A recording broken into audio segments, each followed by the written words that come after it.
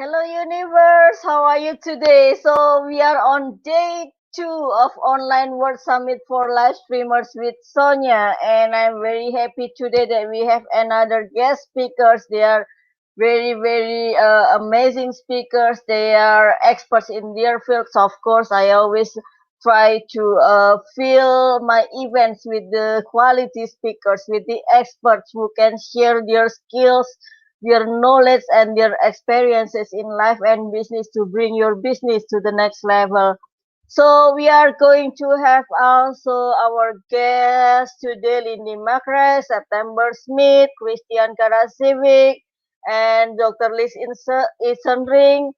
And some speakers cannot make it today because of the urgency, the emergency situation that she had to admit to the hospital also. But I try to make today the best of as usual. You see, and then yeah, yesterday I got my fever too because after sleeping for 1 hour, and yeah, but I try to do my best. And here are some sponsors who support us in our event. I really thank them because without them, then I cannot make this event happen, right? And then first, I would like to thank Ross Brand from Livestream Universe, Dr. Liz Isenring from Link Nutrition, and also Annie Gibbons for lipstick consulting, Lindy Mcrae also into web marketing, and then Jody Krangle from the voice actor, also Super Joe Pardo. You know him, and I got a lot of inspiration from him also to be brave to do the live streaming like this. And then also visible transitions of Janet Callery. And of course, let me put the videos so that you know them also. If you haven't seen them online in my shows, then this is the time you can get to know them. Hey gang, Ross Brand here from Livestream Universe. I want to talk to you about the Online World Summit for live streamers hosted by Anita Sonia. I'm excited to announce that I'm going to be one of the speakers. This is the third conference that Sonia has done this year. They've all been very ambitious projects, bringing together a lot of great speakers and thought leaders from different industries, all focused on live streaming, coaching, and building your business online. In addition, my company, Livestream Universe, is proud to be one of the sponsors of the event, and I encourage everyone who's interested to check it out, to watch. If you have a chance to sponsor or speak, go ahead and do that. Should be a great learning experience and a great opportunity to connect with other thought leaders in the industry and other people who are doing great things online, live streaming, podcasting, business coaching, all the different areas that cover the online world. Anita Sonia has a wonderful network of people that she brings together. I'm looking forward very much to being a part of it. I'm Ross Brand from Livestream Universe, and I hope to see you there. And some sponsors who are not on the video also, like Janet Callery of Visible Transition, and of course Michael Pick from Michael Pick Magic, and then he is going to share with us how to be professional in front of the camera, because he used to be a TV host, and also he got his Emmy awards also from his industry. And then now let's take a look at Dr. Liz's work. Hi everyone, I'm Dr. Liz from Link Nutrition, and I'm so excited to be part of this online World Summit for live streamers with Sonia. And so I help people to be happy and healthy through the healing power of nutrition. And how do I do that? Well, I have a number of clinics where people can come and see me and my amazing team of dietitian and mindset coaches all around the Gold Coast at the moment, and we are planning on expanding. But as well as that, we also have online programs. So I absolutely appreciate the power of live streaming and being online so that we can have an impact globally. That's why I'm absolutely thrilled to not only be a speaker, but a sponsor for this online World Summit event.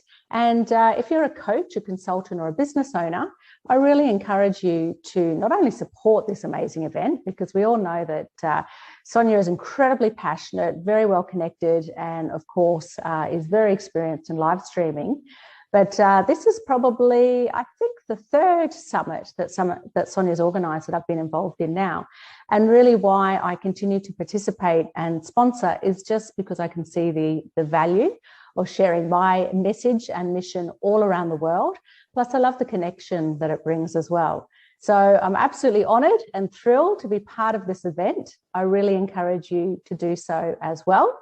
And remember that together we are stronger, together we rise. And I look forward to seeing you at this event.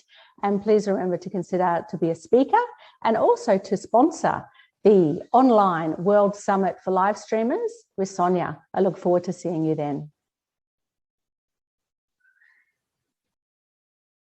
And next is Lindy McRae. She is going to be here again today. She's on fire to go live streaming, and I'm very happy to have her again in our sessions today.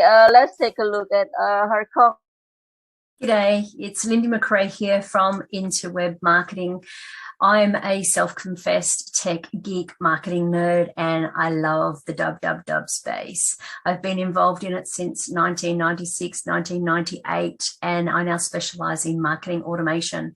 So I want to be able to share with you the importance of how you can actually combine live streaming and capturing leads, converting leads, and creating raving fans.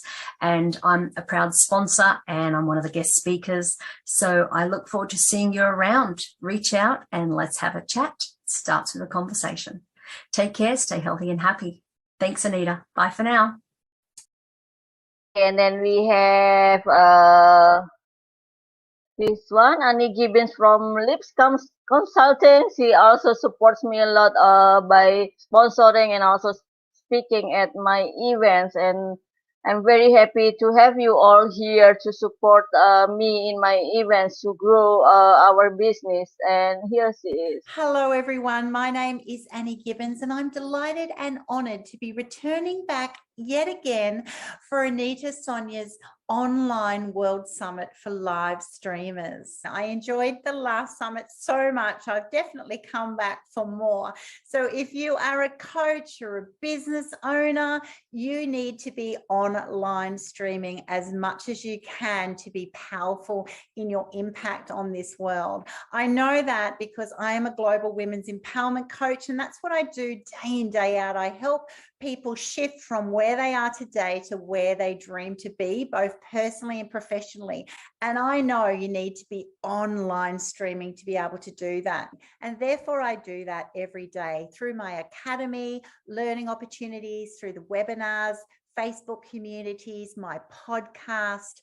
Being able to reach people via live streaming is so essential in this modern business world. So I look forward to seeing you at the live streaming summit, and I also can't wait to hear the feedback of all the valuable learning gems that you're going to receive from the variety of incredible speakers Anita Sonia has got lined up for you. So yes, I try to do my best in my event, and I'm welcome you to join us. If you have any questions or would like to join us, please leave the comments so we know where you are and what would you like to bring into our events, and share with us also. It will be great to have you here, and please comment, say hi at least. And if you also watch the replay, please put the hashtag replay later. And then, yes, now we have our guest, Lindy MacRae. I mentioned that she's on fire. She's here again. Thank you so much, Lindy, for being here. And thank you so much for supporting us in our event by sponsoring and speaking in our events. And give, of course, a lot of values. I got a lot of evaluation from her about my program, my course, my website. Wow, everything that entrepreneurs need. Can you imagine, Lindy? Thank you. You're welcome. You're welcome. Thank you for having me here again. And yes, you're certainly right. I am pumped. This has reignited my passion to get out there and share what I love. And, you know, it's not a new concept for me, but it's just one of those things that I've put off and put off and put off. And it's no longer time to put it off. The time is now to go live with Anita Sonia and her amazing support. And I'm here. So really, really excited today to, you know, it was like, instead of me just talking, what can I actually deliver and how can I actually give something to the end users. So it was, you know, we work with, so I'm just jumping straight in. Is that all right? No problem at all. When we have the slot, also it is very important that we can fill another spots when the other speakers cannot make it, right? Like Narmie, she canceled at the last minute, but we understand that is because of she had to go to the hospital, and this is the emergency situation that can happen in our live streaming. So if you are a live streaming host or event producer, you have to be ready or to get ready for everything that happens behind the screen. And that is not a bad thing, you see. And this is how we develop ourselves, how we improve ourselves in our industry. And then, you know, in live streaming industry, the people support each other. So I'm very proud with it. Even though I didn't have you know, big community or big viewers at that time, I directly interviewed the famous people who got their award in live streaming and podcasting already. So yes, yesterday we had a great discussion in the opening with Rose Brand also, and then we also chat a lot with Lindy about how to build our business through live streaming and how to build our email list to get the right people, because there are so many people who have thousands, even millions lists on email, but they don't monetize it, right? And then today we are going to talk about how to build funnels that capture your ideal clients through live streaming. So it is very important for us, even though if you are a startup and also maybe introvert like me, who are not who is not confident to be in front of the camera, then we can improve ourselves. We can change that by go hit that live button. The more you do it, the more you will get your confidence, the more you will get ideas to create content, the more you also build your community, connect with your ideal clients out there.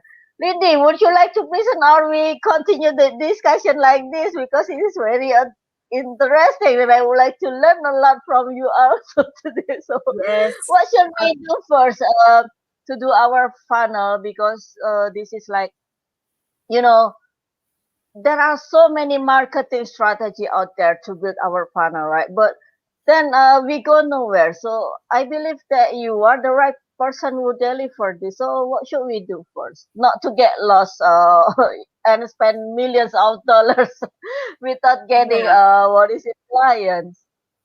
Yeah, so there's a lot that you said in there. That's why I'll just try and keep my brain focused, because it's very excited to be able to share it. It's like I've got so much. Be 5 hours, you know, or 6 hours at the hotel event, actually, the master class for you.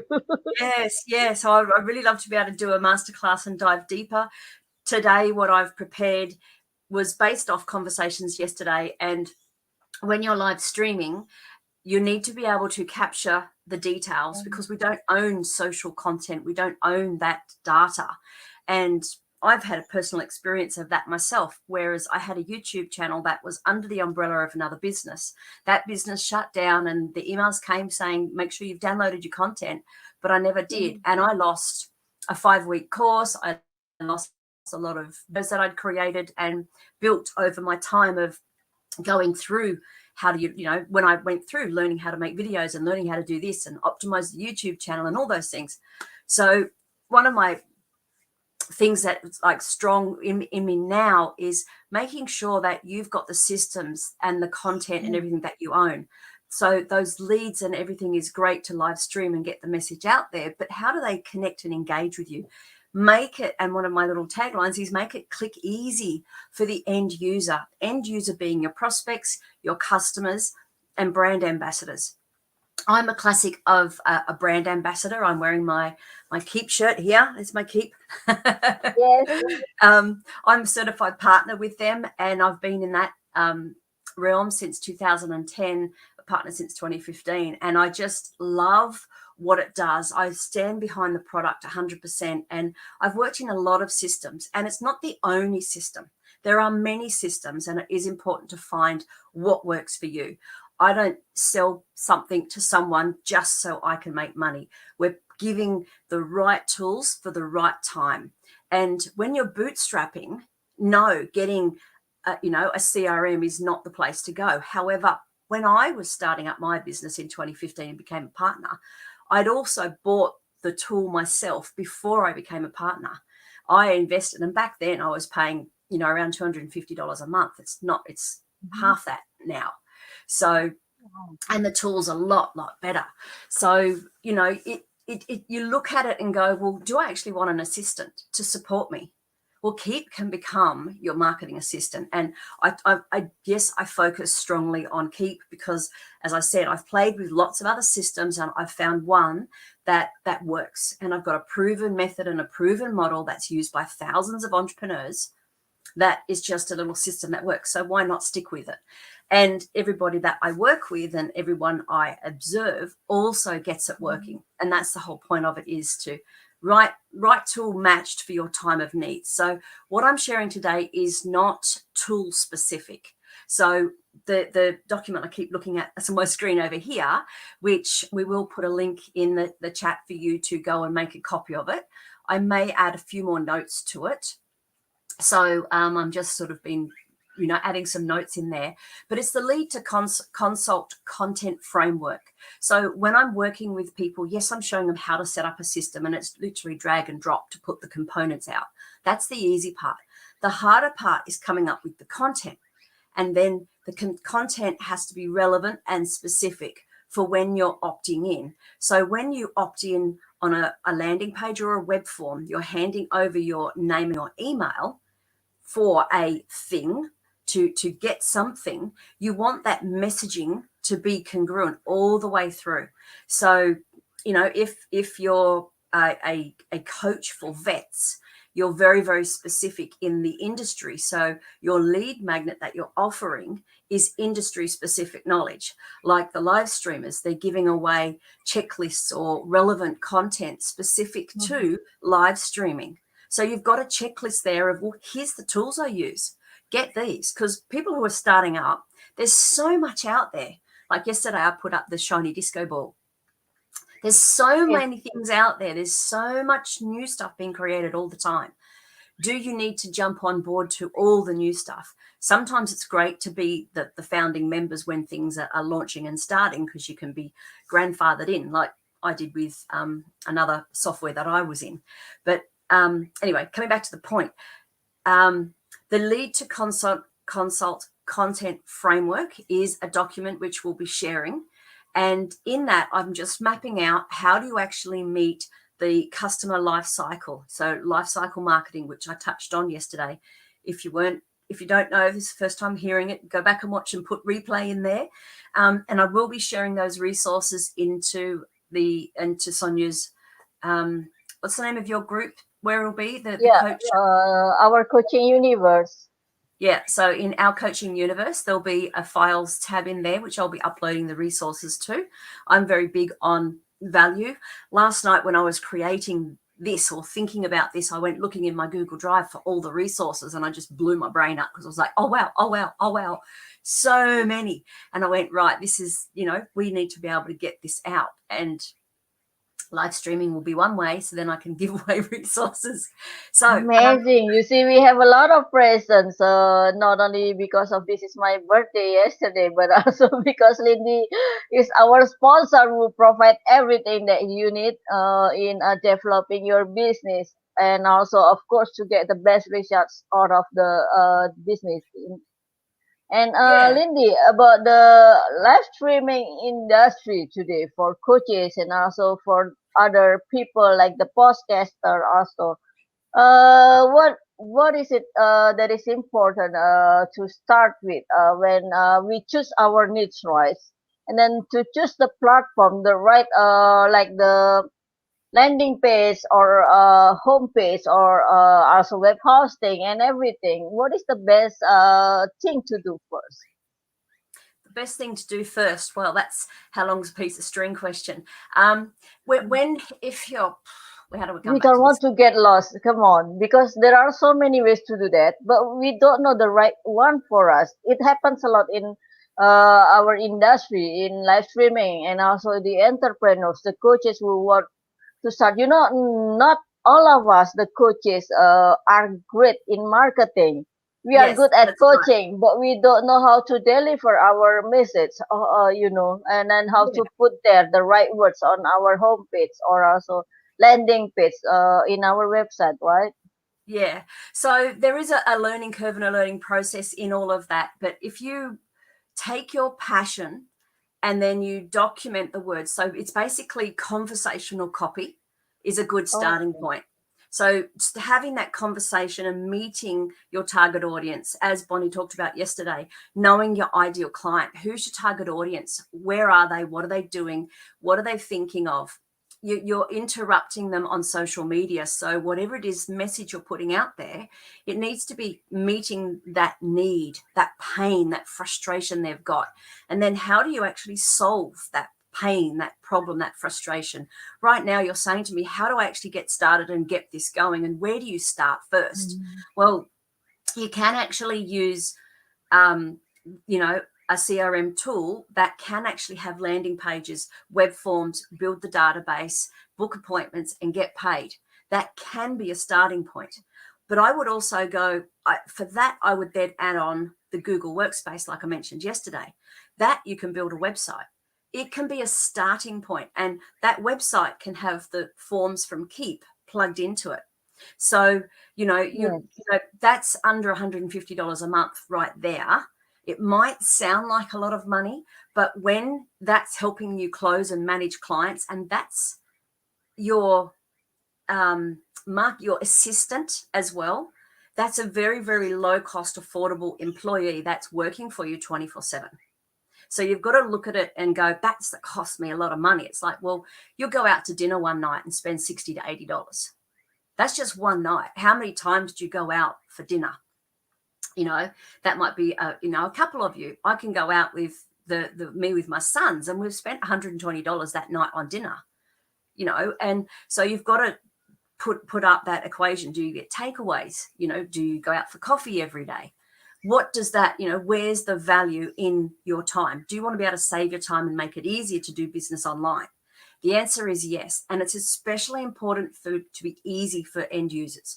So there's free platforms that you can get started on. If you don't want to actually spend money, or you don't have the money to invest yet, then how do you actually get going? Well, Facebook, you can use your Facebook page and Facebook groups as a free resource, then live stream and build that community there. There are, again, like I said, the free ways, the free marketing platforms that you can actually gather a database and start at that point. And then from there, you want to be able to collect the leads. The first thing is collecting that lead, and that's either on a landing page or a web form.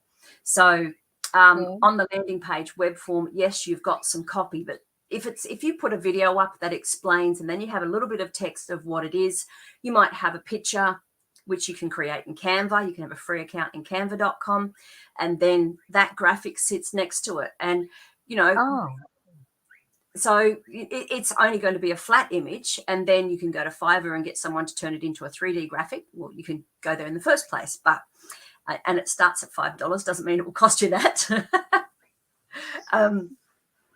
But you can be fast turnaround. So you have your web form and your landing page as your first point. So in my content framework, I've got this listed out. Then there's the thank you page. So I'll give you the link, Anita, in our little private chat there. And I created a Bitly link. It's a little bit long, but it's all lowercase, thanks to Bonnie. Still with it's TTPS. Oh yeah, you don't. I just We copied learned it a from lot there. from other speakers. Yes, no You problem. can drop that And part, I'm told. But anyway, oh, no um, problem. yeah. So when you're collecting leads, you've got the landing page or a web form, and then there's a thank you page. They both have significant weight in getting it. So on the web form or the landing page, you're saying, here's this thing and here's how it's going to solve these pain points. So you can use a copywriting formula called PAS, problem, aggregate, solve. And you use that formula, and I'm getting a blog post written up on this as well, so I'll be able to share that into the group when I've got that up. But it's, but you can go to Dr. Google as well, it's there. In there, you're talking about the problem, and then you're aggravating the problem. Agitating might be another way of saying it too. But you're stirring up the problem, and then you come up with the solution. So, like you're saying here right now, people have a problem with knowing where to start. Where do I start? What tools do I have? And it's like, well, let's have a conversation, and then we can go from that point forward and go, well, here's the direction that you can go in. That's one of the service or skills that I have. So I offer a free consultation to have a quick chat to actually go, where are you at? Where do you want to go to? What systems have you got? Right. Here's what you could do. Da, da, da, da, da. And it's meeting them where they're at. So, I've got a couple of different landing pages and things like that people can go to, and I'll put you up. I don't know if we put this in yesterday. So interweb dot marketing. So as I think I did say this yesterday, my company name, it's up here. This one here, interweb.marketing, is actually a URL. So I've created my company name into an actual landing page, which is a keep landing page where you can opt in to request a consultation and have a chat. And on that page, you'll see there's a little bit of copy. So it's a good example to have a look at, to model of, there's a headline, there's a little bit of a blurb, there's the opt-in form, there's a little bit about me, there's a little bit of testimonials. So it's talking about the problem, aggregate, solve in there as well. And I can't remember I think the thank you page on that instance actually redirects you directly to my booking calendar. So you can actually find a time that suits you to meet with me, because I've gone through and made my calendar blocked out. So the system I use, the calendar, is a native integration. And if I can have native integration, I will go there. So I'm experienced in building websites, which I started back in 1998. So even in building websites, the least amount of third-party tools, the better for my liking, because it's less that you have to monitor. It's less that can get hacked. It's less that can break things when a WordPress or I build Joomla website. So when the updates come out, if you've got lots of custom integrations and things, they can all break when these updates come out. So, these are things that people who just want to run their business and are not technical don't understand. So I call those people the creatives and the visionaries, Sonia. So they've got all these ideas, but it's like, how do I take this idea and concept to cash is one of my methods. And when you have the right person that you can speak to, that tunes into you. So I do a lot of intuitive stuff as well. It's like I tune into you and go, right, what is it that you're wanting? It's not about me ever in any of this stuff I do. Yes, I've got a skill set, and it's like, tap into it. It's here for you. And again, it's meeting you where you're at. If you're not ready for this level, then you start here. So there is stages and phases that you go through and setting up certain things. So that's what you're asking of, where do you actually start? Well, yes, it depends where you're at. So you start right where you are now, and then you go, what do I want to do next? So getting clarity, that's probably where you'd start. The starting point is clarity and documenting it. Get it mapped out of your head and go, right, I actually want to go live. When I go live, what is the actual outcome, the objective of this live stream? The objective whether to build a community or to introduce program. Yes, we need to get the clarity. I agree with it. And then about the links, I keep getting messages having trouble connecting. Please check your internet connection while we go live smoothly, but it doesn't allow me to give the comments. So maybe we put it in the comments later after the show or in the group. Yeah, We will. And then Yeah. great stuff. September Smith said, and she's already here. Thank you so much. So And we yeah, are going to talk about podcasting also. Podcasting industry grows very, very fast, just like live streaming. And also podcasting, people use a lot of videos also in podcasting, not only the voice, so that they can improve their YouTube channel, because YouTube already paid also for 1,000 subscribers, right? And then also 4,000 watts through their advertisement. And I hope that I can get there also, besides building my business through the opt-in and also the funnel. It will help us a lot, something like this, that we need to update our knowledge, right, as an entrepreneur, Lindy. Yeah, well, thank you very much for having me on. And that I've only touched on just the entry point into capturing leads, but the document will be shared for everybody to continue to go through the document. Thank you so much. 20 minutes is not enough for you. I'll have to learn to get through it. Yeah, there Okay. are so many things that I'm curious about still, and I will see you next. Okay, thank you, Lindy, Thank for you being so here. much. Enjoy. Bye for Thank now. you. Have a great day. See you. Talk to you later. And then we have September Smith, the podcast casting coach. But for me, she's a queen of podcasting, you see. Well, thank you so Welcome, much. September. Thank you so much. Would you like to introduce yourself? Because this is your first time in my show. So it's better if you introduce yourself than me, because there are so many I believe that you can share beside on your short bio, that I understand. We need to learn a lot from you also about podcasting and the industry and the growth, and then of course the adversity that we have in live streaming and also podcasting. September. Yeah, this is September. This is the month of September. Beautiful name. Yes, Beautiful yes. lady. Well, thank you. Yes, it's my month. Well, first, before we get started, I just want to say thank you very much for having me. And I have to say, as a podcaster, as a live streamer, getting out there can be nerve-wracking, but you deserve a huge round of applause that you are doing all this, putting on this summit in a second language. That blows my mind. Thank you so much. You're Thank doing you so well. so much. It will make my head big today, September.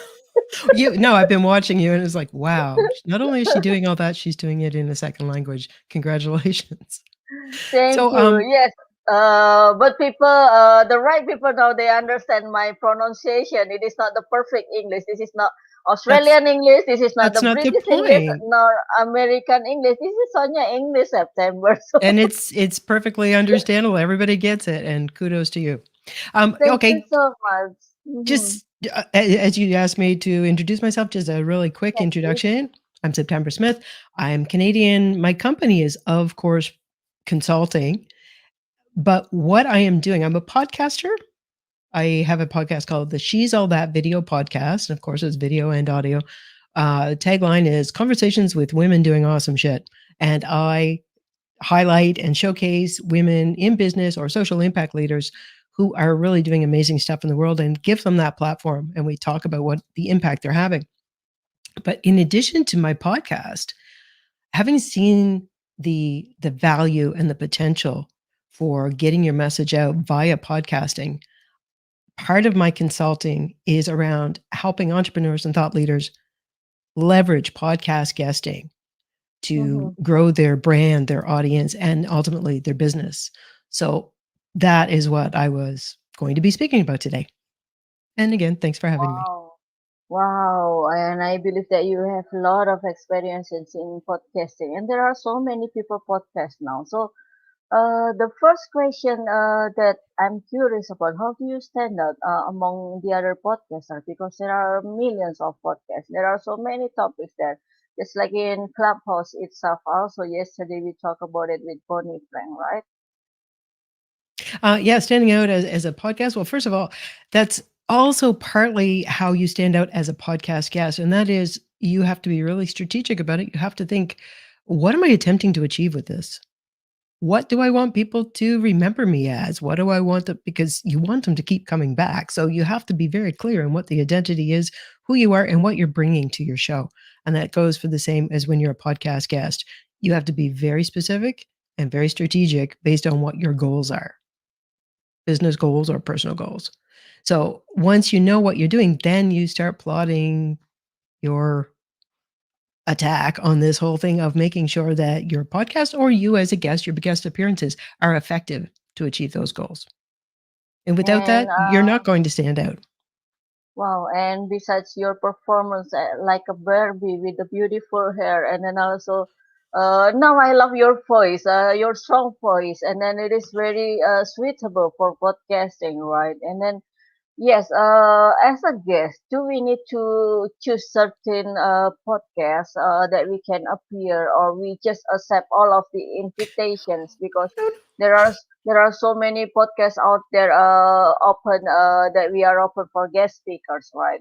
For me, I always choose my live streaming. When people invite me, if doesn't align with me, then I refuse it politely. Also. Absolutely. Absolutely. Yeah.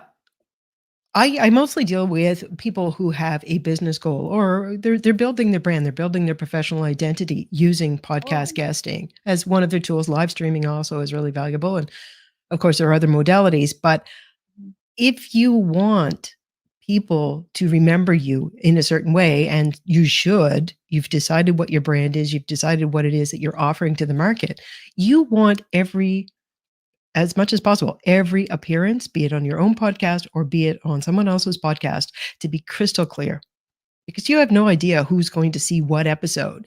You want them finding you very explicitly talking about what it is you do and how you help people. So if somebody approaches you and says, "Can you be on my podcast?"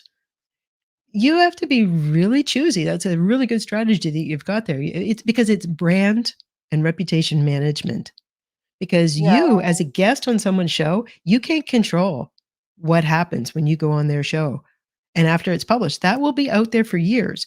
And if they choose to put it up and you personally hate that episode, it's like, "Oh my God, why did she ask me that question? Why did I have that answer?" Too bad. That's out there forever. People will find it, and that will be their impression of you. So yes, you have to be very, very choosy when it comes to what shows you're going to go on, and you have to know what it is you want to say.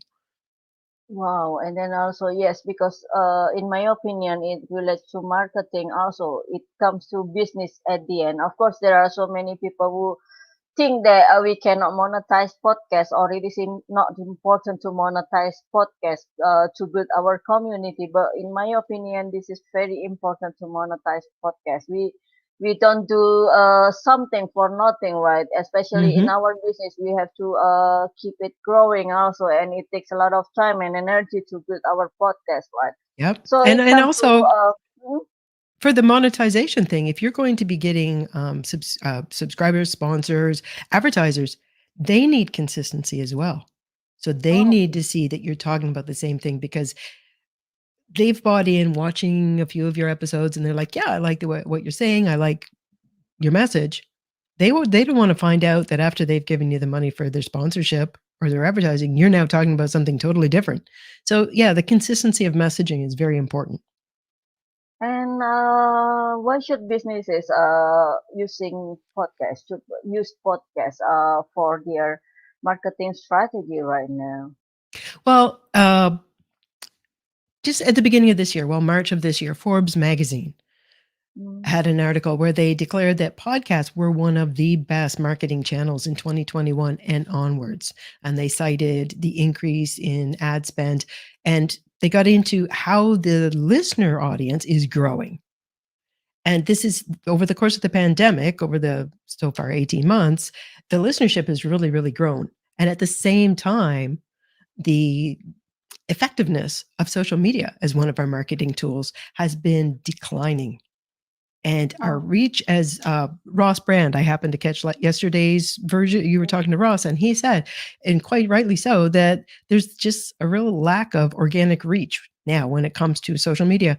So, and at the same time, the cost of advertising on, say, for Very example, high. Facebook, Yeah. it's doubled in the last And year. we have to what is it? Isn't that they push us to do the sense, right? To advertise everything, Yes, live but streaming, you're getting podcast. less return on investment for those ads. Oh, So okay. I think of social media as, social media is like fossil fuels. It's like we'd like to get off them because it really sucks, but it's a necessary evil at this point. But you need to start diversifying as a business where your content is going. And podcast guesting is a really easy way for you to start without making the big time and money investment, an easy way for you to be accessing and leveraging the power of the podcast platforms. And you're also, if you're a guest, you're leveraging other people's audiences and networks. So you're getting your message out further, faster, with less effort. So that's one of the reasons why I think businesses should really be starting to consider The this. podcast. But then I have to choose which one is better for the business. Should You be a use guest both. or start Oh. the podcast first. Well, that's a really good question. And I think you basically look at it in terms of, what do I have for brand messaging? When it comes to what it is I need to say, is that something I could spread across 50 hours of content?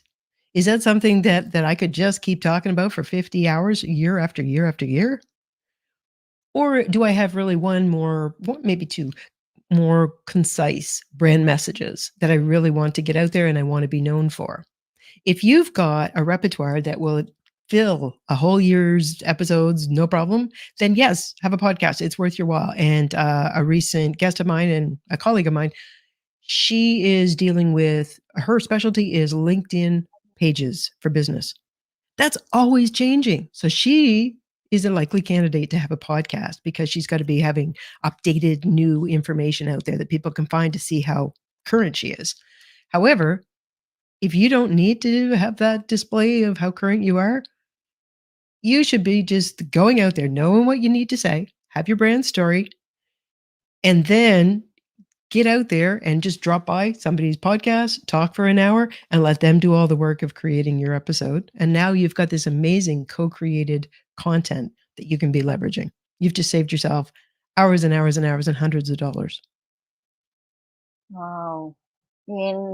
It's getting more interesting to talk about this. Like just like Lindy about the website and the funnel, not enough for you for 20 minutes.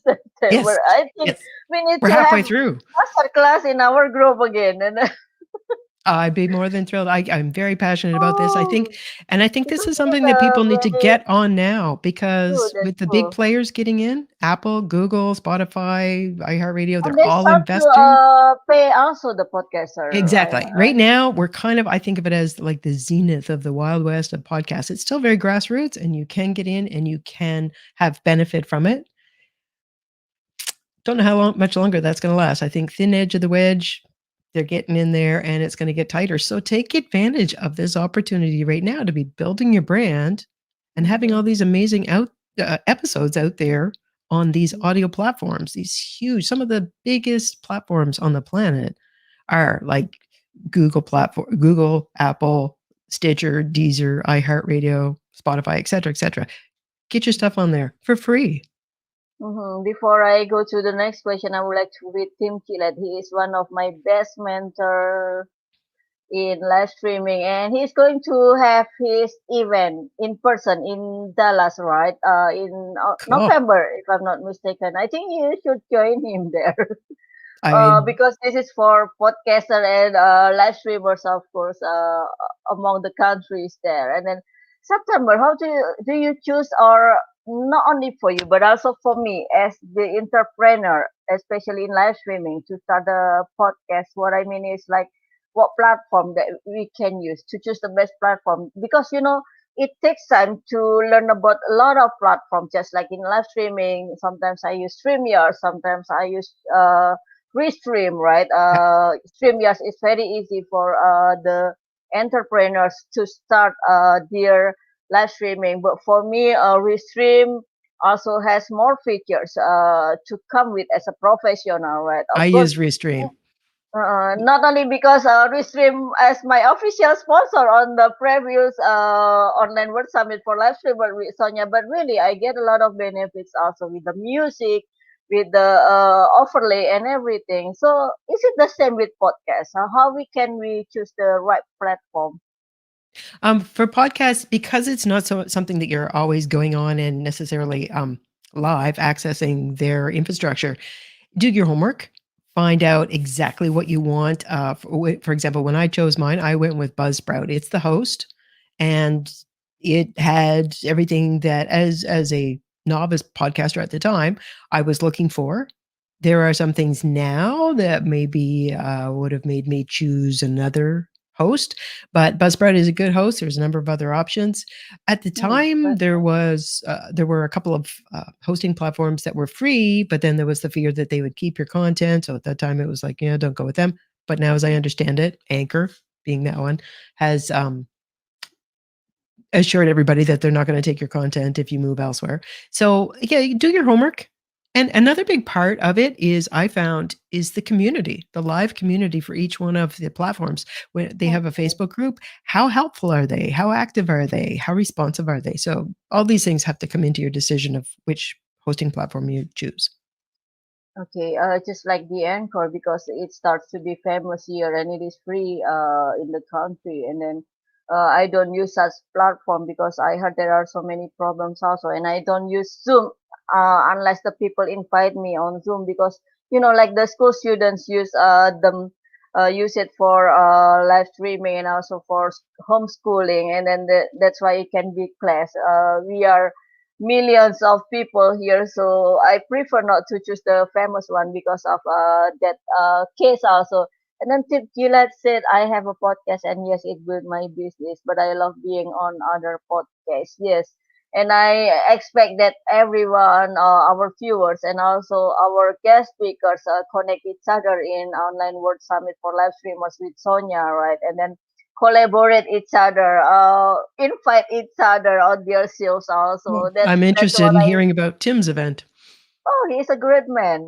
Yes, I will connect with him. You will be happy to connect with him also, because he has his even daily live streaming today. But that is in my early morning. Like today, I built this time also for our speakers in Australia and also United States, so that Right. I have to choose the right time. And also Tim Gillette made it by 3 a.m. in the morning, so I cannot catch a lot now. But Oh, I wow. always play the replay also. The same thing with our viewers. So please, if you watch the replay, give the hashtag replay. And then I have more question for you. If we still have time, Yeah, I please. have time. We've got about 5 minutes, I think. Yes, and then Christian Karasiewicz from StreamYard is going to be here also. It is an interesting discussion.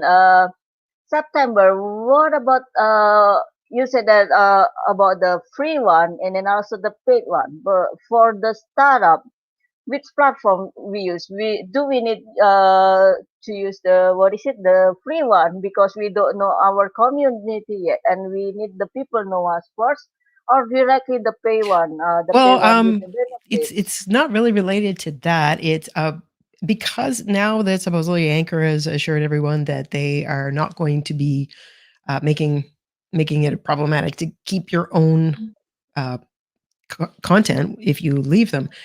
It could be a great option for somebody to try the new platform. There are limitations to it, but so it's an okay place to start. The thing is, as long as it's not so much the platform you're on, assuming it's got like a basic standard of features and functions. It's making sure that you've connected that to all of the distribution platforms, like the big ones: Google Podcast, Apple Podcast, Stitcher, iHeartRadio, Deezer, Spotify, et cetera. Oh, okay. That is the important thing, making sure you're on there, because that then will impact the distribution of your podcast. And how to create our title for our podcast. I mean, the topic that we need to choose to get into business, because this is not a hobby. What we talk about today for podcast marketing, right? Yeah. Well, yeah. I talked both about podcast marketing and about podcast guesting. if you're going to be choosing your title, I actually was just talking to somebody about that the other day. Their title was kind of curious, a little bit difficult to understand, but it meant something for them. But if it doesn't mean anything for anybody else, when somebody's going searching, for example, if your audience is women, or if your audience is immigrants to the United States, or whatever the topic is, if that's not reflected in your title and or your tags, they're never going to find you. It's only going to be word of mouth or through your community. And that's, you want to get some organic growth through people finding you when they're searching for a podcast they want to listen to. So something that's relevant, reflects what it is that you're doing, but also kind of is findable because the people searching for you, searching for your kind of content, the words in your title reflect what they're looking for.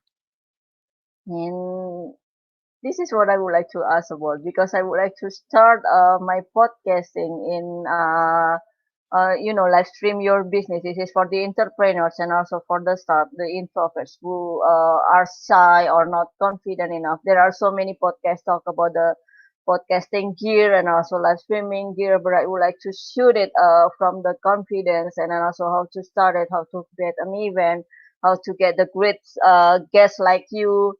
And then actually Jodie Kranger would like to be my voice actor to open the podcast. That's why I really She'd be need the great. great title with you today. Yeah, It is yeah. like the Think long and hard about your title. then I would like to have it like live stream your business is my weekly show That's for the pretty entrepreneurs straightforward. and also the experts to live stream their business. But can I make it the same with live stream, or do I need to make another title for my podcast for it? Personally, if it was available, I would keep it because it already has brand recognition. When people are searching for you Mm-mm. on one of the platforms, say I'm on Spotify and I'm interested in for my business, I'd really like to learn about live streaming. That title would jump out if I put that in the search.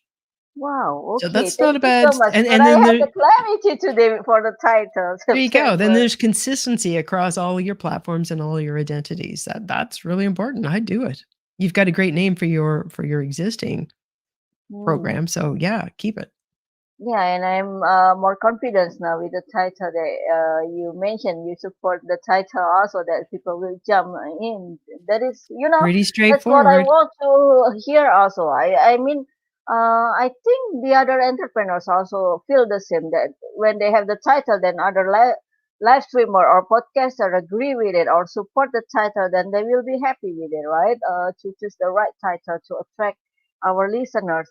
But then, how does someone's appearance on podcast differ from streaming or just social media activity? Because it is a crowded universe out there. It is, and there are a lot of people. We've been kind of trained by social media to be getting on and doing lives either in our groups or on our own channel. But when you're doing that, it does not have the longevity or the findability that a podcast episode will. And it's a great thing, and it really, kind of like primes the algorithm in Facebook. If you're doing lives, it's a high value piece of content for the algorithm, so they're going to help you out with that a little more than, say, a static post. But your podcast episodes, they are out there and they will be findable for years to come. And the really cool thing about it is you have now co-created that episode with somebody else. Like, for example, if I was interviewing you on my podcast, now there are two people that have a stake in this episode.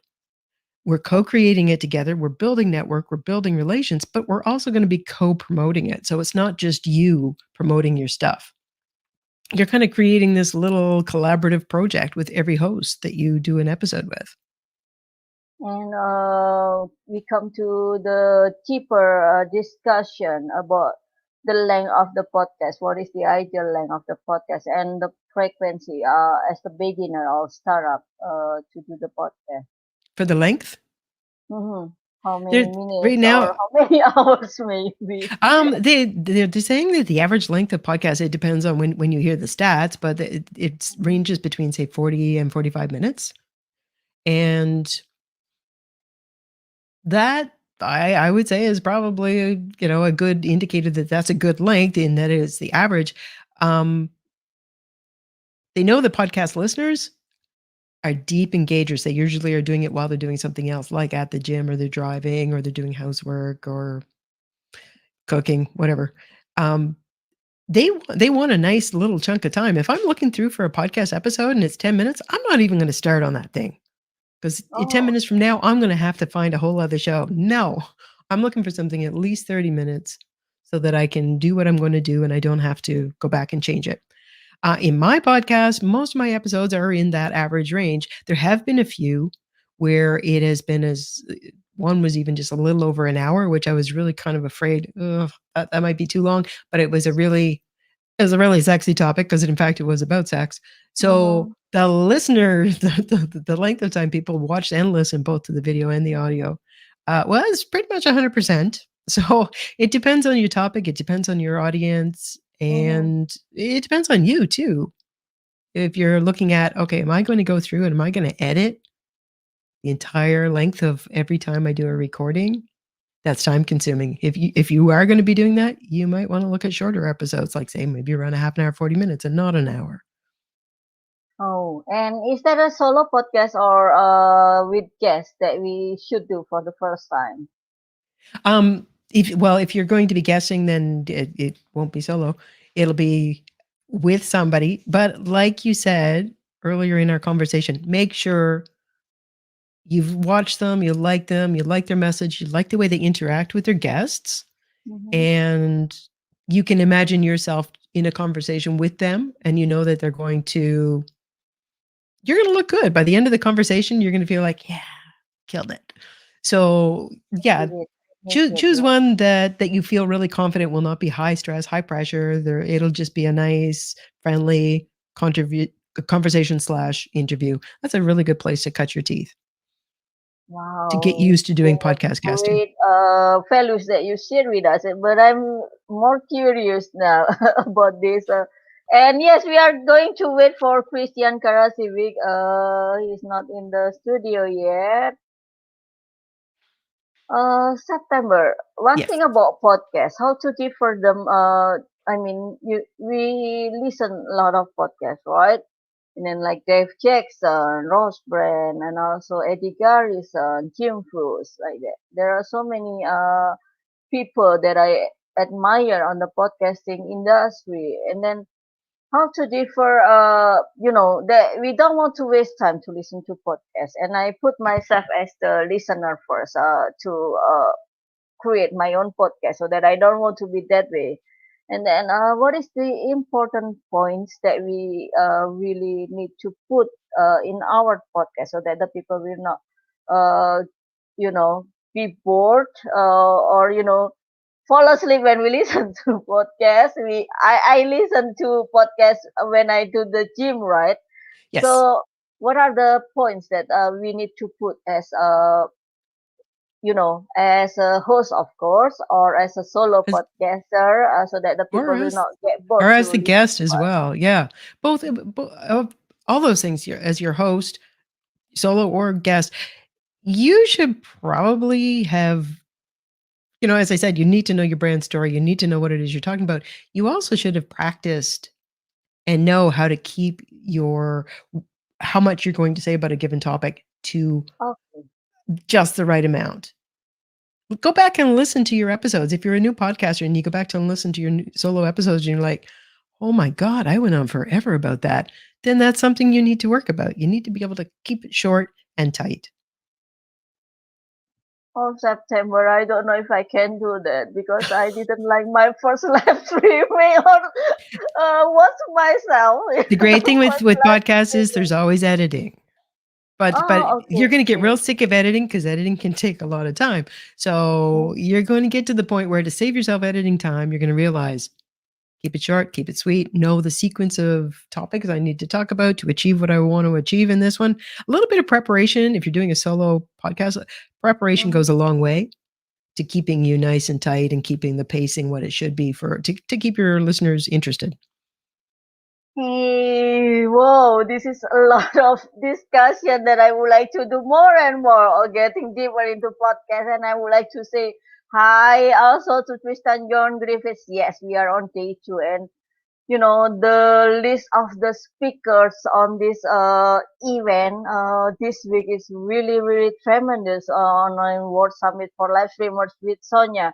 Actually, I didn't intend to add more guests, but there are, because in the last what is it in the last event on the first online World Summit for Live Streamers with Sonia, it was more than 3 hours and 4 hours, and it took a lot of work for me to do editing. But yes, we can accommodate all of the speakers, and I'm going to create another one in January, September, and I hope that you can You're join us. amazing. And it will be about the digital marketing. So I hope that you can feel the podcasting in the business side. We need the podcast in the Actually, business. yeah, to- I'm actually doing a webinar in 2 weeks with a marketing Wow. expert about that very thing. Yeah, the place of podcast and podcast guesting in your Mhm. digital marketing.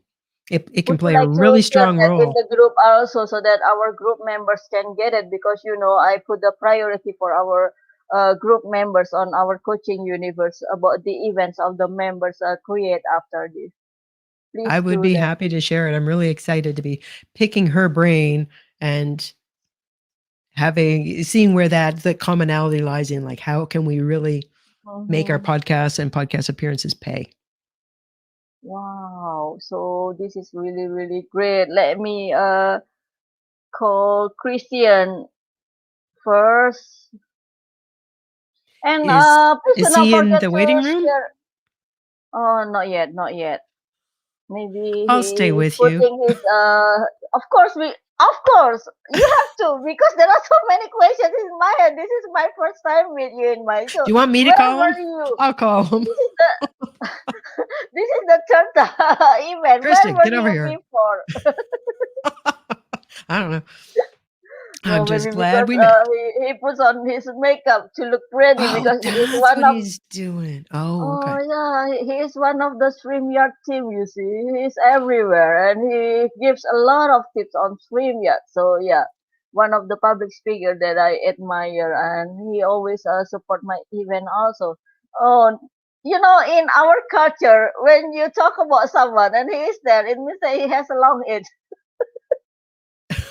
He will not get old. And there he is. I talk about him, and he appears on our stream.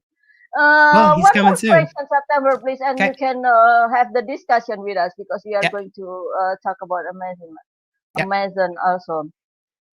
September,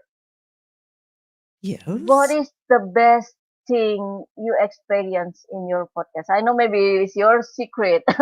No, What is no, your no, no, no. favorite thing that The, happened the, in your podcast the that absolute, keep in your head, like the memory, the yeah, oh, beautiful yeah. memory Yep. when you wake up, or when you do that, and then it prompts you out to do more and more podcasts. Yeah. The thing and it's happened a couple times, the things that just absolutely have made me go like, yes, is I get very strategic with my episodes with my guests about what do they want to achieve. And in my first season, some of the guests were social impact leaders, and they had agendas. They had things they wanted to achieve. And one of my absolute favorite episodes was with 2 Japanese women, one of whom was a politician. Well, she was trying to become a politician. She was running Oh, for a government office in an area of Japan that has never had a woman leader in its entire history.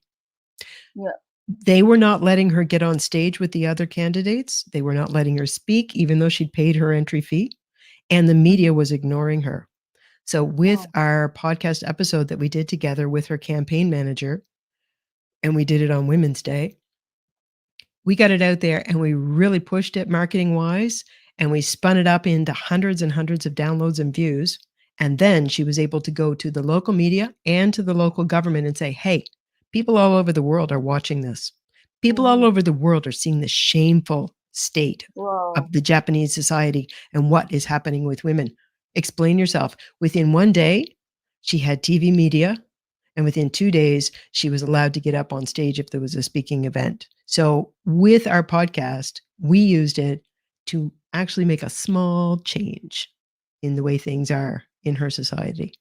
that to me was probably one of my favorite moments. Wow, that is a big experience that you had also. Yes, I understand. Like Japan in our country is considered like the advanced country in Asia actually. But yes, it is not the same when you are a woman and you like to go on top, right? And then when I And was in Malaysia years ago, also I listened on the radio that even though this is like the better country or maybe in economical condition, but then I heard that how they put on the female politician also. I don't want to talk about politics because I yeah, don't know much yep. about it, and then also that is not my field. But I feel what you said, I think the about important her thing is because being able to I use heard it to about, make a yeah, change. Use it, that's like good. decide what your goal is. And if your goal is to use it for communication, use it for communication. If your goal is to create a change in the world, get strategic and make that happen too. Christian, you're here. How we doing? Yes. Good. Welcome, Christian. Thank you Get all your for makeup always on. supporting me on You're my welcome. event. Christian, do you know September Smith already? No, Or you we've guys never should met. No, I don't actually. know each other. So Nice to meet you, please Christian. invite Nice her to meet you also as on well. your program, Christian, because you are a great host also for the live streaming. Thank you. Appreciate that. September, we'll have to chat actually at some point. Yes, So yes. feel free to send me a friend request or wherever LinkedIn. you connect. Actually. LinkedIn. Awesome. Just send Okay. me one and just say, hey, connected with you from Anita Sonia's amazing summit. Yep. That she's Fantastic. doing in a second language, which again, that's amazing. Wow, Well done, thank you. you for mentioning it. And then, Christian, today we are going to talk about shopping needs to be part of your life video strategy. We are, yes. But then also in podcasting, do people sell already in podcasting or they just share about stories today? They sell. I They actually can tell you so I have a podcast called Launch Your Live, and it's all about live streaming. However, this segues into the Amazon Live piece, and so we basically do a show, and our show is, each episode that's an audio episode, we always have calls to action that drive them back to things. So, for example, it could be like, for example, it could just be myself. It could be myself and a co-host, for example, and we're talking about a specific topic. However, we may go to like the second tier, which would be, okay, let's do an interview. For example, say September, say you were on my podcast, we might stream that out to for example, we might stream that out to YouTube, for example, and then have the audio shared, obviously, over to like Spotify or Apple Podcast or Amazon, etc. And then we have a third component, which is the Amazon Live piece. And that's where like we might take a topic, but what we do is we try to make sure that we position it with products. So, because again, I mean, like some of the audio episodes, like, yeah, products do fit into that, but they don't always fit into every episode. So we don't try to force it. And so what we do is we do a separate episode and that'll be streaming over to Amazon. And then the great thing is there are products tied to that. And then we make sure and that's, I think that September, that's like the awkward part, I guess, trying to figure out how do you get people who are listening to go watch video? But what we do is we actually, I have short URLs set up. So for example, I think it was episode 79. So it's like launcher.live/EP79. That will take, I think that goes over to the Amazon Live episode for that. And so, there is there's a strategy there, but it's not like saying, okay, everything's automatically going to Amazon because you're going to confuse people. So that's kind of what we're doing. Okay. Well, I'm going to keep on hanging with this, even though it's time for me to jump off. Can't wait to hear what you have to say about that, Christian. That sounds fascinating. Because I would like to ask more question also to both of you. This is very important. Okay, I will stay. I'll stay as long as you want me to, but I don't want to beat into Christian's time. How is it, Christian? What was that? We do the discussion, or do you want to do the slideshow or something? You need. We have more time today actually because Narmie cannot make it. She's in the hospital, so we have more time actually today. And then also, both of you, how long does it take to get our podcast known by the others, or we start to get our viewers or also our listeners also? It really depends on what your strategy is for marketing it and collaboration and driving it with your networking activities with other podcasters or other audiences. It really depends. I will definitely say this. You can't just launch a podcast or even an Amazon live show. Sorry, Amazon maybe, but you can't just launch a podcast without that strategy in place and then expect people all of a sudden to go and start downloading it. Mm-hmm. You have to do the marketing that September mentioned. And it's kind of sight unseen. Like you see the thumbnail and you might see the top part of the description, but what's more enticing is if, like, for example, I use some live streaming to drive traffic to my podcast. I usually do like a short live with my guest just when it's dropping, just so that people get a look at it and they go like, oh, okay, that sounds interesting. And, oh, I like the dynamic between those two, because mine's a video podcast, so you can choose that. But yeah, if you just like leave it and don't do anything with it, and if the guest does nothing with it, you're not going to be building audience. No. And by the way, hey, Tristan, how you doing? Good to see you. Thanks for tuning in.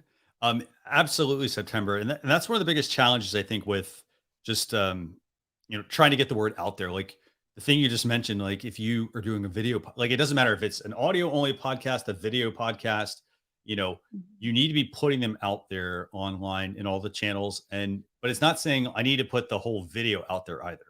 Mm-hmm. Like, yes, break it up, repurpose it, snippets of it, make it enticing. Yes, exactly. And so that's where, like, there are some like plenty of tools like they can use, like Lately, for example, that'll take your video podcast and it'll pull out, like, let's just say 30 to 40 snippets based off of that. And then all you have to, you still have to do the reviewing. You still have to go through, and figure out, well, what actually works for social, what doesn't. But you can't just can't just push it out on the platform and expect the platform to do the work. That's the key thing I think I want to drive home. Now, I did hear about Linkly, and it sounds like super enticing, but it's AI, so you do have to go in and check that they have grabbed the relevant, the things that you're like, yeah. LinkedIn Live yet. I have already applied many times, even through StreamYard, but I haven't got mine. Come on, LinkedIn, what's wrong with you? We need you. Ask again. Ask again. Again and again. I don't know why they make it difficult while other platforms try to get us on live streaming. It's getting easier, right? It's getting easier. So, LinkedIn overall, by the way, Anita, feel free to just message me after the show. Let me know what you were trying to get for LinkedIn. I think you were looking for live access. Just message me and we'll see what we can do about that. But, that is the special, like the high tickets for the special ticket, the VIP tickets. On the plane. And that's the one thing I got to say. That's the one thing with LinkedIn is that I think where they differ from the other social platforms is LinkedIn doesn't want to necessarily get everyone on the platform using LinkedIn Live. They want to be very subjective about who they get on the platform. And that may not make sense, but I like it though. It means that it's not the dumpster fire that Facebook is. Too. Not only with the text and the blog and, giving the link from YouTube. I want to be there also to StreamYard like this, to LinkedIn, of course. Yeah. And so it's definitely, I will say, I have heard, I think they're going to start to roll it out to more people, but I don't know exactly when that's going to be. That's the biggest challenge. So, but yeah, so it's really sped up. I just kind of gave up on it. I thought, whatever, I don't need it that bad. And then actually the guest I previously mentioned, whose specialty is LinkedIn pages, Michelle J. Raymond, she said, do it again. You'll get it real quick. And I had it within 24 hours. No, there is the direct ticket that you have to give message to Christian September. Then it will be easier. We'll all appeal on your behalf to LinkedIn. I would just say this: if you just message me, and I'll see what I can. I'll see what I can do. I can't. Thank you so much. And Tristan said LinkedIn is changing the application process. How does it change, Tristan? Would you like to explain more? Do you want to join our podcasting? Because you haven't booked your schedule, I remember. Tristan, I know that you wake up at this time, at midnight of your time in Europe. Yeah, I would say this. I think LinkedIn's changing the process. I think they're just making it more widely accessible. Oh, and they've streamlined it. It's like one or two things you fill out and then you click a button. It really isn't much. It's like, I think, what was it? I think it was social platform or something. But the thing is, here's the thing. They typically, like all platforms, they don't want you just to get that. Like, it's like affiliate marketing. It's the same kind of thing. Like affiliate marketing, they want you to, apply, but they still want to know a little bit about who they're allowing, because they don't want to get everyone joining and, then all of a sudden, like, because it could give them bad rep. And I think LinkedIn's the same process. They're trying to make it a lot easier. But at the same time, they want to make sure that they're not just letting everyone on the platform. Because again, they also want to maintain some of that integrity. And one last thing I want to mention about LinkedIn is, for example, you can use pre-recorded live streaming. So for example, Anita, here in StreamYard, you can schedule out, depending on the plan you're on, you can schedule out pre-recorded live streams. But LinkedIn, for example, they don't want you to do that. So like they actually have in their terms about, they don't want you to use pre-recorded videos as a live stream. So again, their rules are a little different. Instagram also, right? What was that?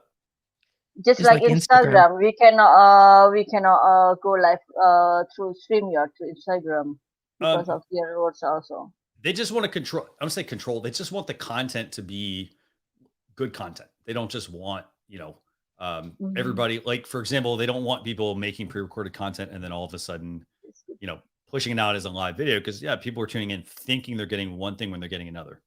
So awesome. So let's do this. Let's talk. Where do we want to go? You'll let me know. We'll talk. Because you wanted to talk about shopping, live shopping, then that is very important also. And you mentioned that people can shop from podcasts also, that we can sell something, and what is the strategy on how to do it? Because actually the people don't want us to to sell our products, right, directly. So would you like to give the example, the software that people need our products? That is the key that I imagine. And I think this is a great place for me to jump off. So Christian has the entire stage to himself. Okay. Very lovely. Yeah, I'm going to go watch you now over on the live stream in Facebook. Okay. September. Thank you so much again for being here. And it is an honor for me to have you here, to not reject when I invite you for the next shows. It was a pleasure. Next program also. And I'll talk to you later, September. Have a great day. Thank you so much for being here. Nice to meet you, September. Nice to meet you too. So let's see. Where do you want to start? You tell me. Anywhere you want to start, because this is very important now that we can sell something and we can monetize our live streaming and also our podcasting. Yes. So, okay, here's what I'm going to do. You want to go on solo, then it will be great also if you explain to us in solo. Yeah, sure. Here, let me do this. Let me get a presentation pulled up. And then what I can do is I can actually go through this while we're kind of talking. So let's see.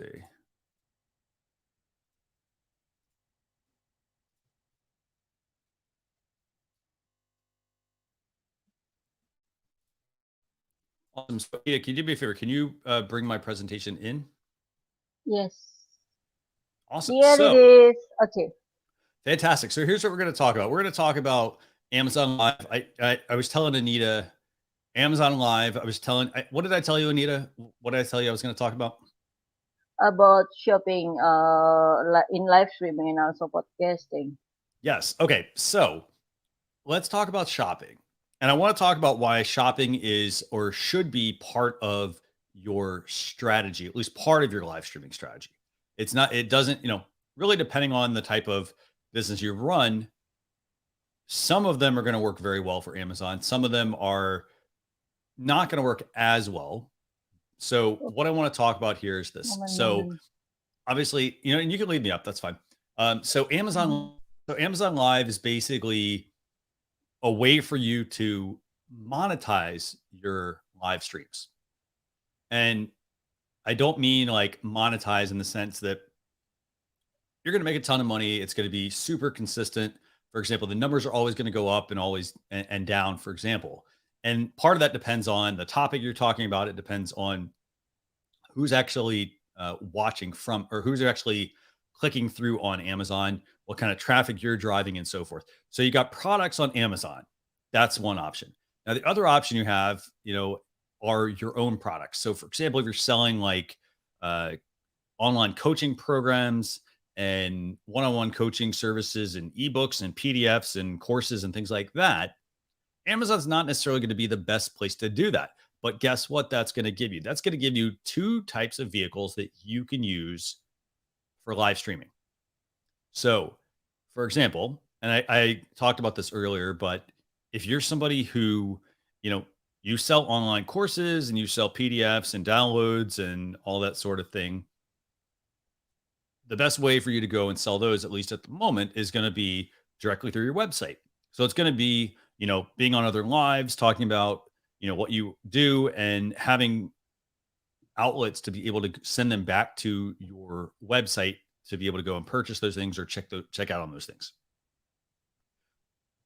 Where Amazon is going to be super beneficial is if you're getting started. Let's say you don't have a course, you don't have a product necessarily that you want to sell or can sell, or maybe it's a high ticket item that they'll buy, but they're not going to always buy. That could be challenging if you're trying to sell like $1,000 product and people are not always in the market for $1,000 product.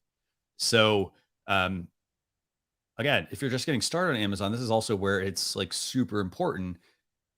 If you're not moving any product through your normal channels, like your website, for example, your email list, all that sort of thing, then I would actually start on Amazon. And what I would start selling on Amazon are not my own products. I would be selling other people's things. So Amazon, this is the Amazon Live app, and Amazon has this platform. It's called Amazon Live Creator or Amazon Creators. Basically what it is it's live streaming on Amazon. If you've ever seen QVC or Home Shopping Network, you're basically doing the same thing on Amazon. And now what's really great about this is this particular product is something that you can sell. It doesn't matter what you sell. So you could sell, if you're, for example, I have a podcast called Launch Your Live. We talk about microphones. We talk about mixers. We talk about video cameras. We talk about hardware. So, for example, I can easily sell all of that through Amazon because I know it's stuff that's available on Amazon. But there's a tie-in, obviously, into my business because of the fact that I'm selling things that I know about, things I own, for example, things that are relevant to my audience. Now, the other great thing about this is you can go and you can create a live stream, but one of the biggest challenges with making your own live stream is that you often don't have a community built in. So you don't have a community, you're trying to also sell products. So you're already looking at this, like that's what, 2 strikes, 3 strikes. You got a lot of things going against you if you just start streaming without having a community. And this is where Amazon Live can be super, super, super important. And it's because you don't even have to have the community at this point. All you have to do is come up with an idea that works on the Amazon Live platform. You can list products on your show from Amazon's catalog. You can go live. You can chat with people that are actually interested in that product, and you can start to generate revenue through Amazon as a seller, as a vendor, or as an influencer. So I'll give you an example here. So one example, let's talk about somebody who, let me go back to this last one. So for example, there's people in here and there's people that are, there's a book, for example, that somebody's talking about. So for example, if they own that book, they could they could create an Amazon Live episode where they interview the author of that book. So again, all you need to do outside of Amazon is go and, network with that author, see if they're available to come on an Amazon Live and talk about it. And guess what? One of those products in the carousel might be that book. Now, the benefit there is that, let's say Anita, let's use Anita as an example. Let's say she is interested in that book and she happens to be on Amazon. Your live stream with the author, how cool is that, will pop up on the Amazon product detail page. And so if somebody's interested in a book, for example, they're not just reading the reviews or the questions people are asking, like how many pages is this book? They're able to actually hear from the author on Amazon Live because you created that live stream. Another example. So you've got a couple people in here that look like they're doing fitness, for example. They may be actually demoing the yoga pants they're wearing and talking about, they might be, for example, teaching essentially almost like a course on Amazon, how to do certain exercises, for example. But guess what? They're also selling the pants, the shirt, the dumbbells, the equipment that they're using. So they're making their live streams a lot more interactive. And then the great thing, as I mentioned, is that you don't have to have the audience. Amazon is basically giving you the opportunity to get in front of that audience. So, as I mentioned, I talked about some of the benefits. You don't have to have the product. There's no upfront cost. The other great thing, you're getting exposure to what is a warm audience. Now, for those of you who don't know, a warm audience means that you're targeting people that already are interested in buying. Here's the thing. They wouldn't be on Amazon if they weren't interested in buying. Versus if you have something on your website, you've put up the storefront, but then you got to figure out how to also drive traffic to that website. So again, you have a cost for building a website. And don't get me wrong, websites are very important because you own what's on your website versus building your house on rented land, building it on a social media platform specifically, for example. If that platform were to ever go away or they change the way it worked, you may lose out on a lot of revenue. You may lose those customers because, for example, the algorithm decided not to show something to them. So benefits to Amazon, no upfront cost, instant exposure to a warm audience. So if you pick the right products, as people are searching for them, they're going to then be able to stumble upon your Amazon live show. And then it's up to you to have an engaging show. Another thing, so you don't have to have all the revenue. You don't have to have all of the, product, for example. I mean, Amazon likes you to talk about products you own. But guess what? You've got so many products around you. Like I'm literally sitting here in front of myself on camera here, and I can count at least 50 items that I could talk about on Amazon. So here's a quick screenshot, by the way. This is this is a live that I did. I generated almost 32,000 views for this live. And I can tell you right now, if you were to go and you were to do just a live stream right now and you didn't have a community built in, I guarantee you would not be generating 32,000 views. You might be generating 50 views, 100 views.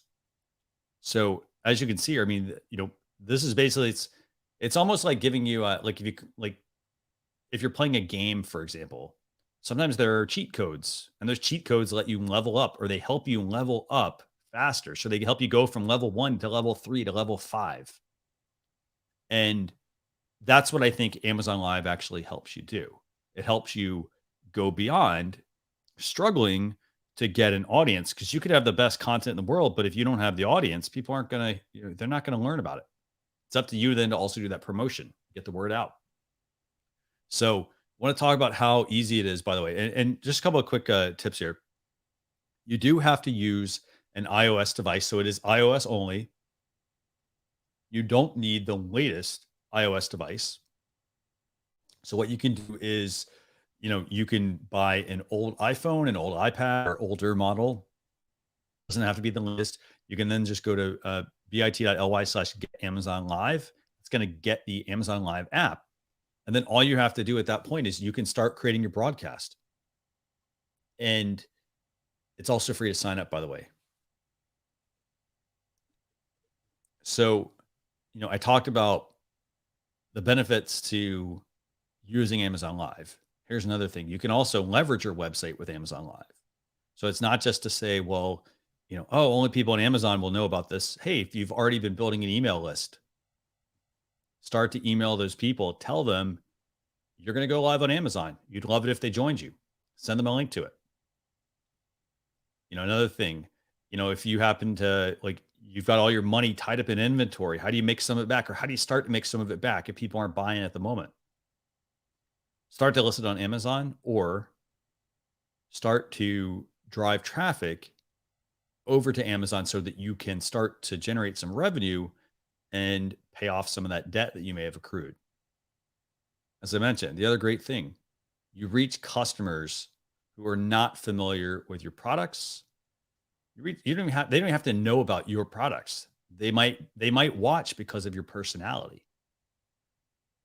And then the other thing you can do with that is, so you can do the Amazon Live thing. And then over on your website, you could be sending them, for example, from your website back to Amazon Live and vice versa. For example, this is a quick look. This was a Valentine's Day episode, actually. And so, actually, sorry, maybe this wasn't even Valentine's Day, but this was a makeup tutorial. So here's the thing. Let's say you're in the beauty industry and you sell makeup. You sell lipstick, for example. Or let's say you're just good at doing makeup and you have certain brands you like to work with. This is where you can create a show around this. You can create an Amazon Live show specifically about a makeup tutorial using a certain product. So, but hopefully, as you can see here, like there's certain industries that work extremely well. If it's like a book, you want to have authors on and interview those authors. As people are looking for those books, they're going to then be able to see, hey, Christian's doing this interview with this author. That's pretty cool. Let me check that out. And then they buy the book, you make a commission off of it. If you're doing, makeup tutorials, you have the makeup, talk about like what it does, what you like about it. If you're a cook or you're doing cooking demonstrations, Amazon Live is also a great place for that. You could set up in your house or your office, you could set up a cooking demonstration and you talk about, the products that you're using. For example, the pots and pans. Why do you use that copper bottom pot versus, the $5 pot that Amazon might sell? How do you make certain dishes, for example? So there's infinite possibilities here. I was even working with a person recently on this, and they do fishing live streams. So they talk about fishing live streams, and their live streams are, talking about equipment and, things like that. Like that just opens the door to so many opportunities to be talking about this. And then, so you're using your own knowledge to be able to talk about this on Amazon. At the same time, you're able to show the products you're using, and then you're able to also start to build that community on Amazon. So they're going to then follow you. And keep this in mind. Don't worry about if it's on Amazon. They may not know about your website, but they will follow you if you're good at what you do.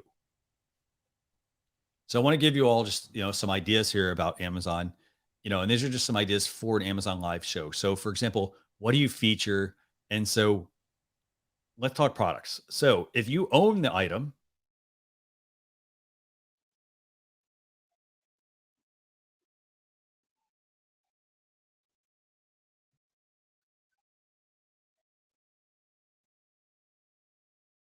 Christian, I lost you. I should still be here. Am I there? Yeah. Awesome. So you froze for a while. If it's for example, if it's a product that you don't, if it's not your product, but it's a product you own and you know how to talk about it and sell it, talk about it. Talk about the features, the benefits.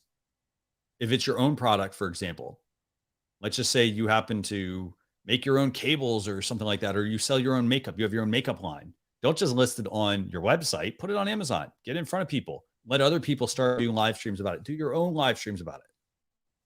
We talked, September mentioned this earlier. We were talking about, I think podcasting with her.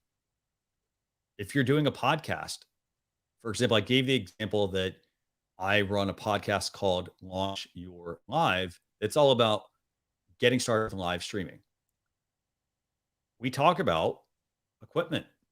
So for example, what we do on our podcast is we publish an audio podcast. We do a video podcast out to Amazon, and we highlight a lot of the products we feature on that episode. And then how do we get people back to that? We don't just tell them, hey, go to Amazon and search for things. No, we drive them directly back to the Amazon Live video. So you get a whole page on Amazon as well. And so what we do is we tell them, for example, to go to launchyour.live/EP79. That gets them to the Amazon Live. They can check out the products we talked about. They can watch the episode. They can watch past episodes. So again, we're giving them that. We're still doing Amazon Live, but we're also then having an opportunity to drive them back to things.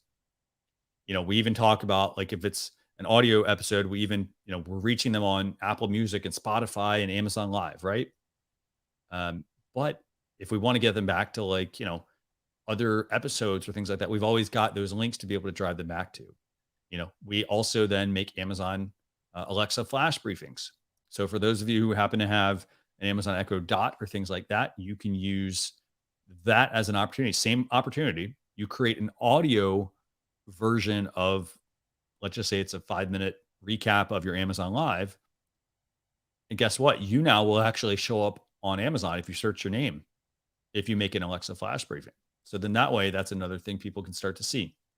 I mentioned earlier, product demonstrations, authors, so much more. So again, you can do more of the Amazon.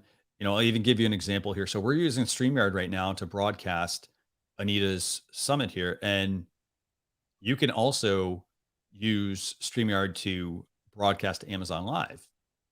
And the great thing about it is all these great things you're seeing here. So when you're seeing Anita bring up comments, you're seeing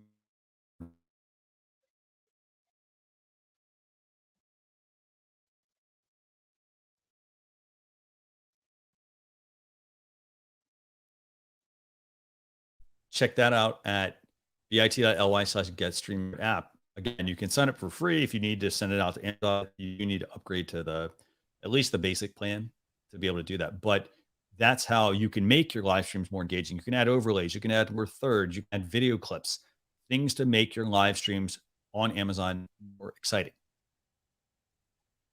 As mentioned, you can brand your Amazon Live. You can add co-hosts. You can display banners. You can share products, photos, videos of the product, videos of you using the product.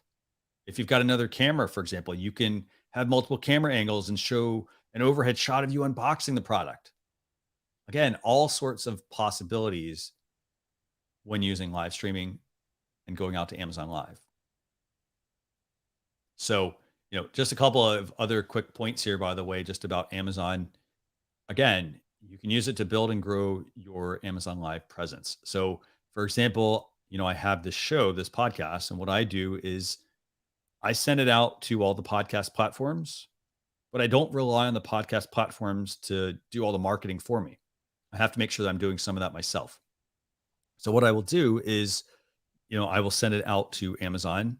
As I mentioned, certain episodes, there are good product tie-ins. Not every episode is going to have a product tie-in. So what I do is I try to be very selective about, the products that I tie in on my episodes. For example, you've got this post here at the bottom, and it's a bunch of lights, for example. And these are actually products that, I've got this company, for example, like this is Genie.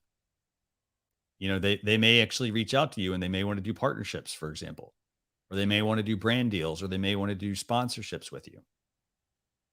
And this is all because you're pushing it on Amazon. If you're knowledgeable enough about it, they may want to send you some stuff. So for example, if you look at this is a win-win all the way around about using the whole live shopping aspect.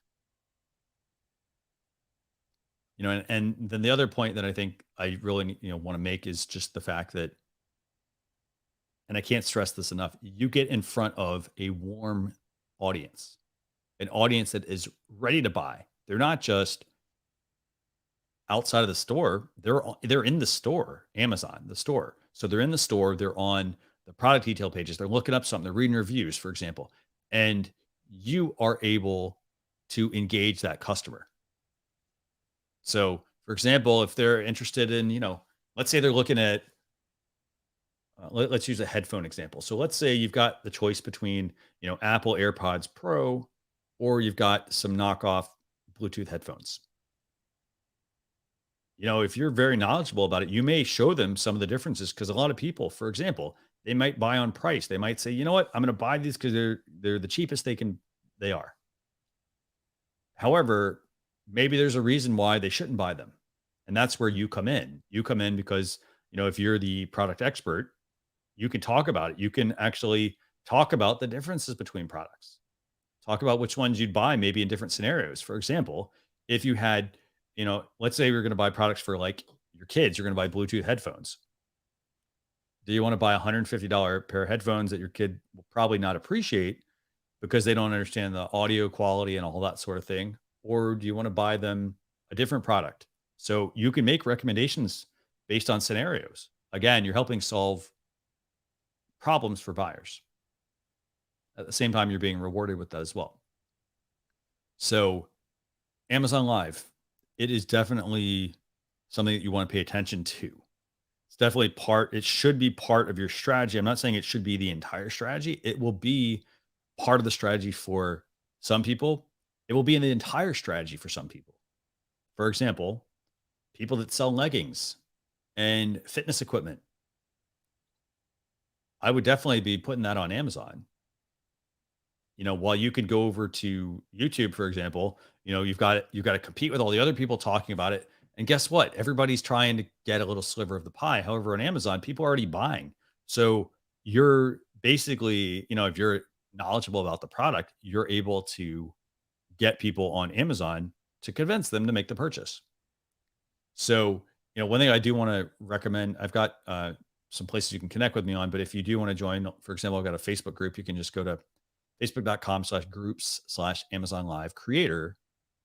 And you could join that and we could talk more about Amazon Live there.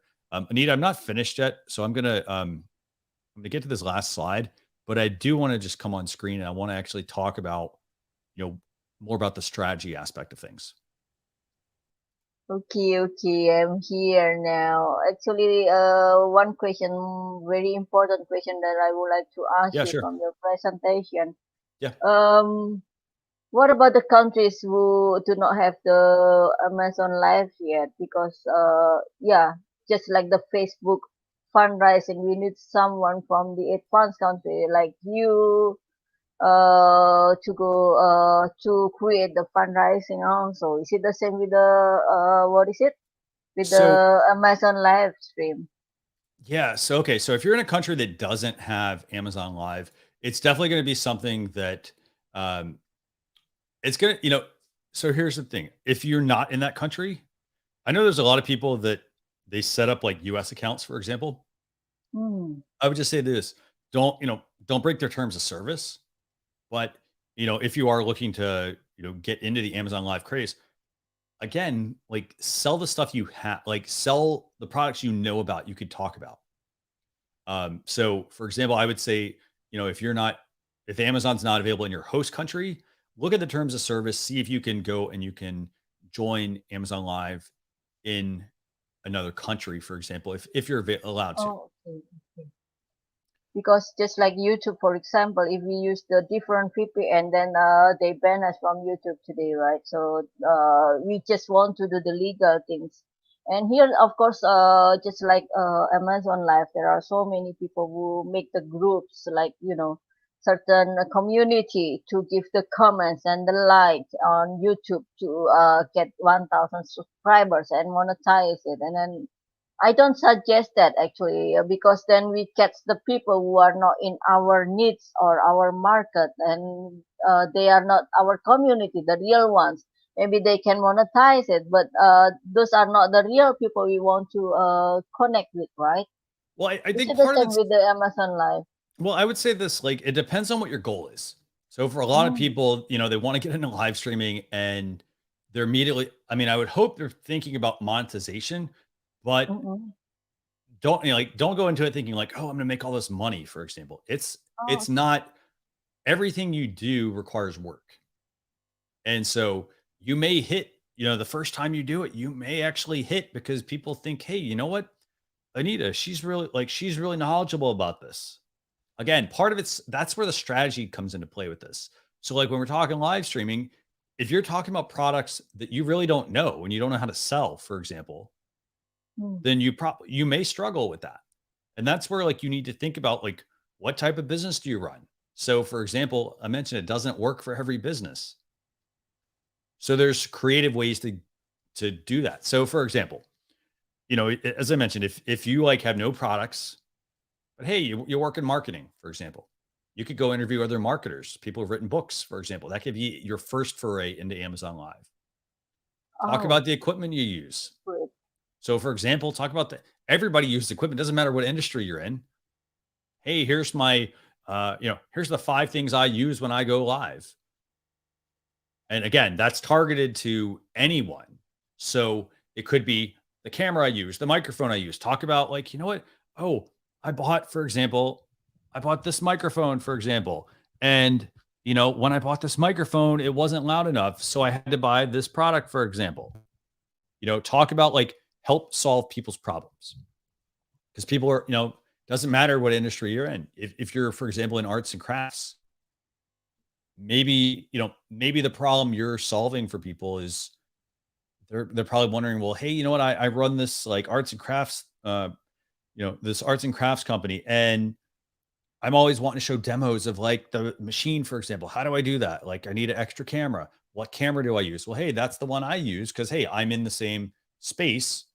This is what I use. So then this way you're able to, get in front of like other like-minded people. Now, in terms of like other crafters, for example, you could go and you could, again, if that's your thing, if hobbies and crafts and things like that are your thing, then make sure that you're talking about the stuff Again, this all needs to be part of your strategy. It needs to be part of your live. It's not just going live and expecting people to automatically buy from you. Yes, Amazon's going to help you with some of that because they're going to help put the warm audience in front of you, but it's up to you. You still have to sell, and you have to be, you have to know what you're talking about. So, if you're just talking about it just because, hey, you know what? Oh, that's the most popular product that's being sold. Mm-hmm. People are going to understand, they're going to see that, and they're going to, maybe they'll stick around for a little bit, but they're there to get information. They're there to help have you help them make a decision. So talk about stuff, talk about things that are potentially related to what your business is about, because again, everyone's going to shop. They may not know you, but here's the thing. If you're good at what you're doing, they're going to then, potentially go and want to look you up. They're going to follow you on Amazon. They're going to go look your name up, for example. That's where having that website or those social media platforms are going to be useful. And how to guarantee that we will have more buyers? Because at the end, that is the purpose, right? To go live streaming on Amazon.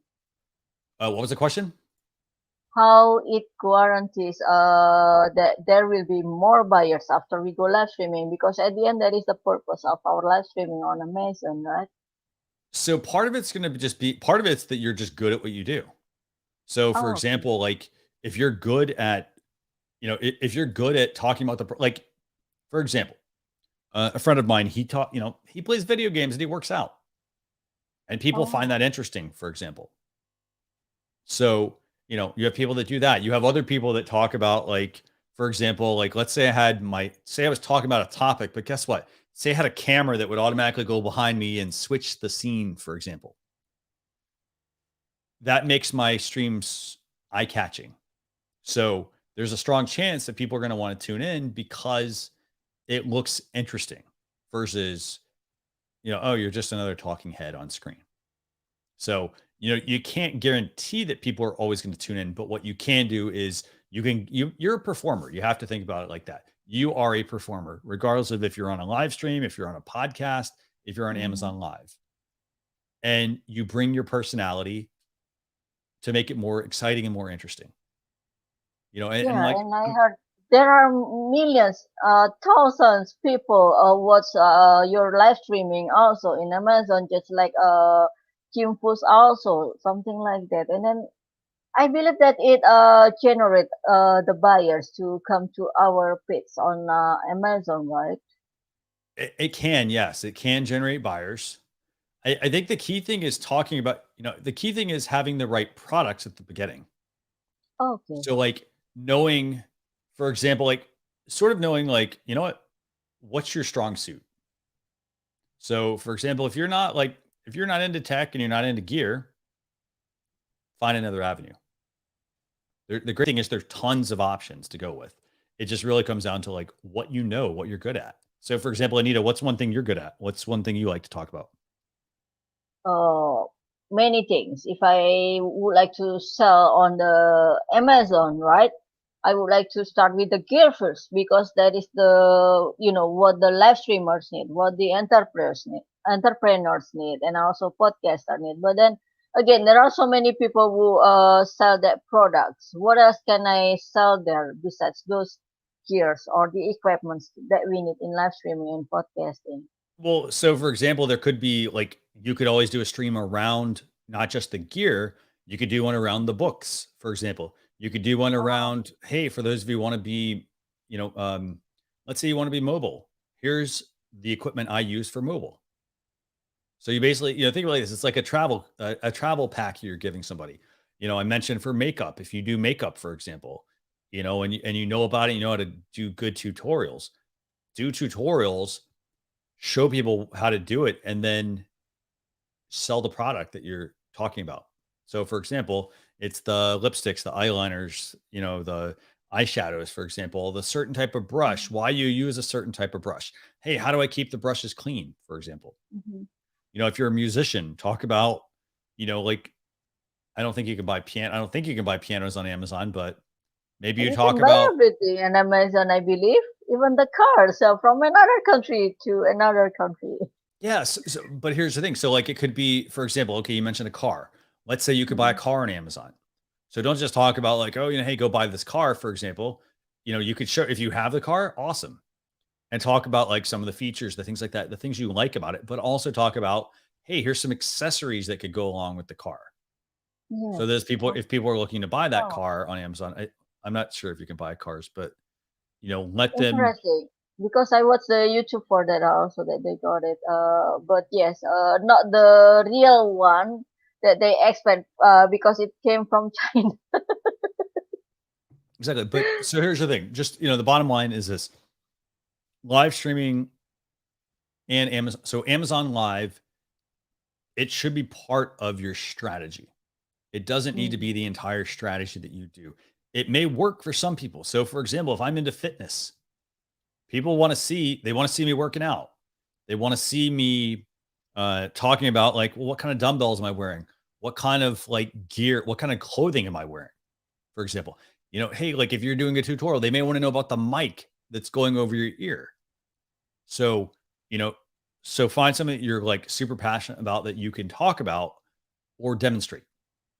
And then Oh, make sure you add those related products. So like I said, if you're into fitness, it works great for something like that. If you're into cooking, there's a lot you can do with it there.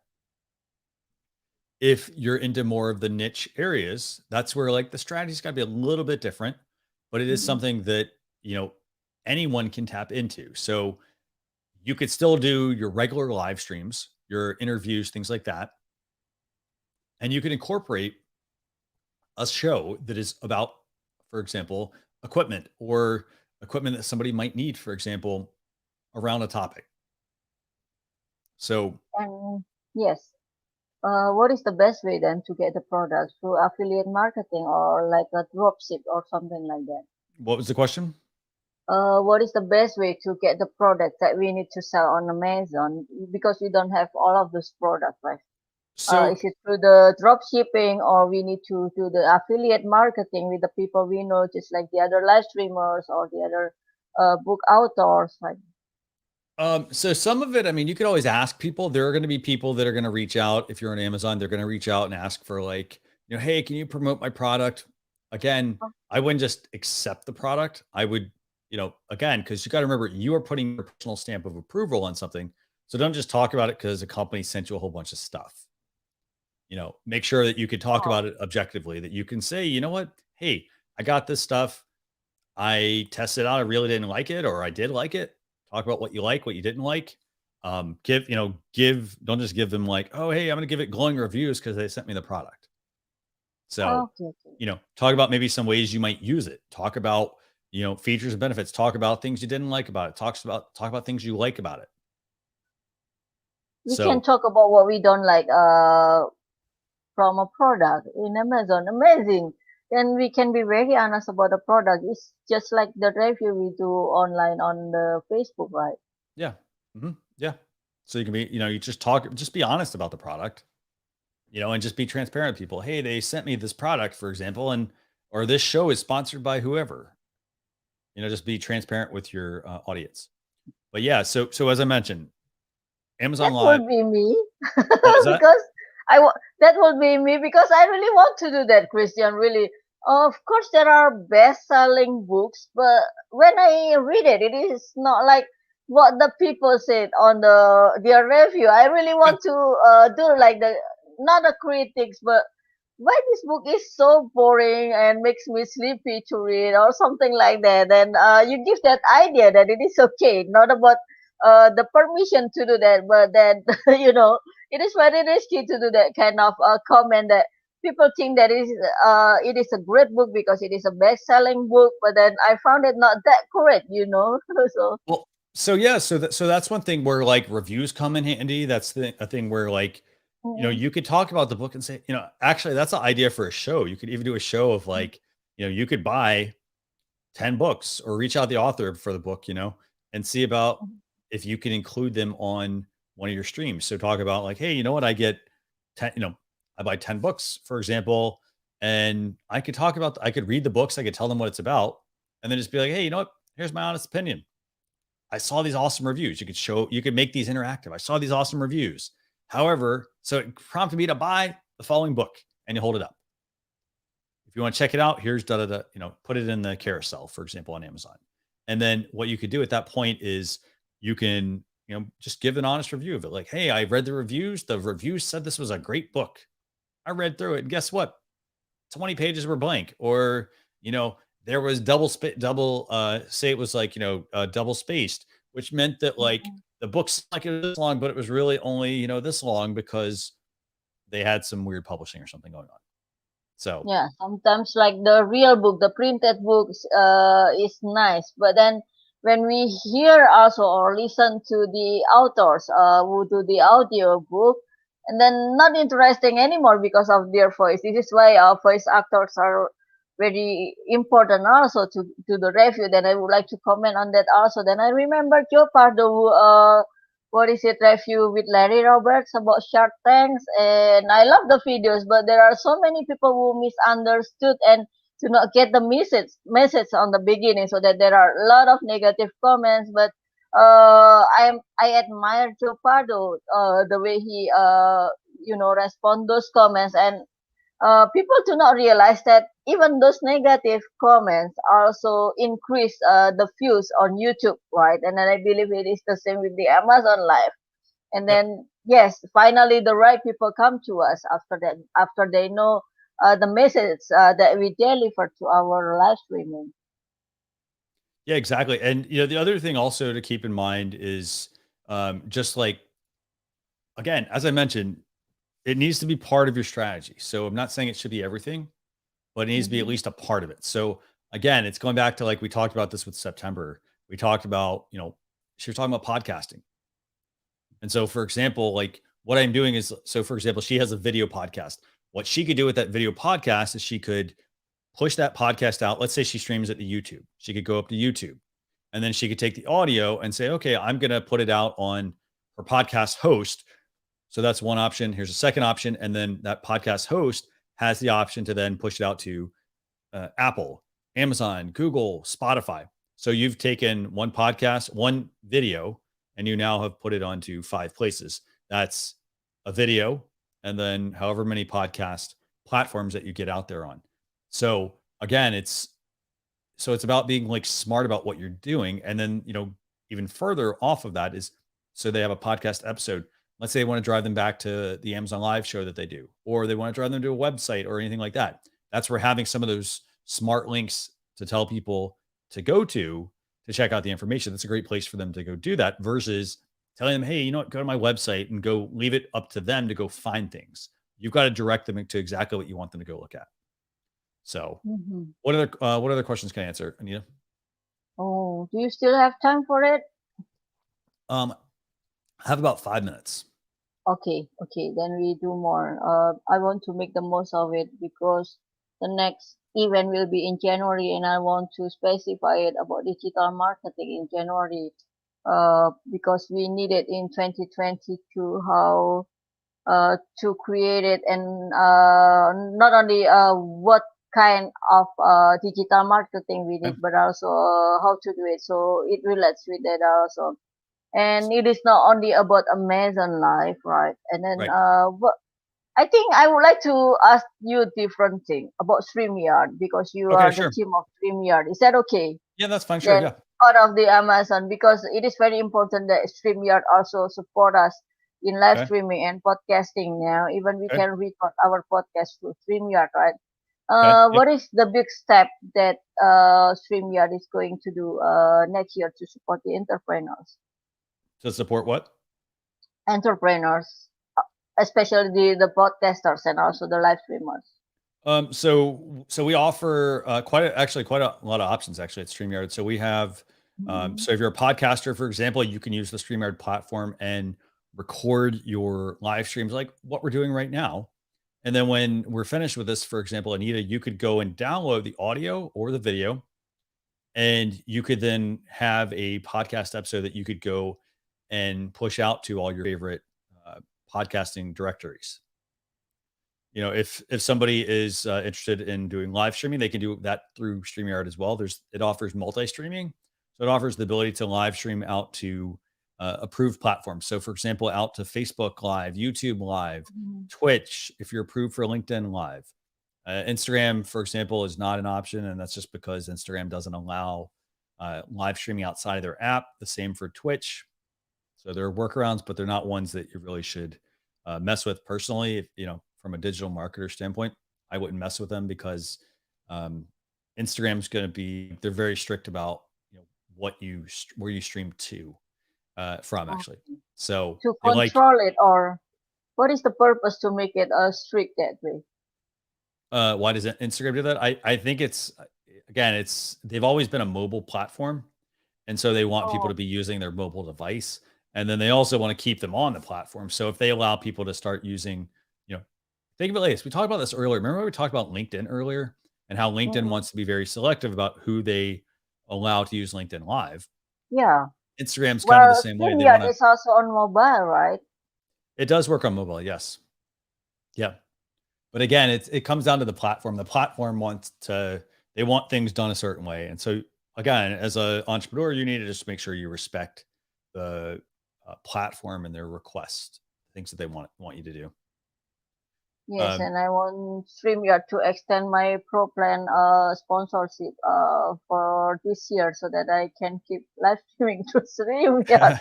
I hope so. Yeah. So, and then the other thing also that I think to highlight, you know, just for creators in general. So, for example, the other thing is like you're doing this live stream. When you're finished, there are a couple options. There's a share feature. So there's a share option, and then there's also an embed option. So you could take this this video that we're doing right now, and you could put that on your website. So then you now are creating a digital archive. I did it already. Awesome. I did it already. Yeah.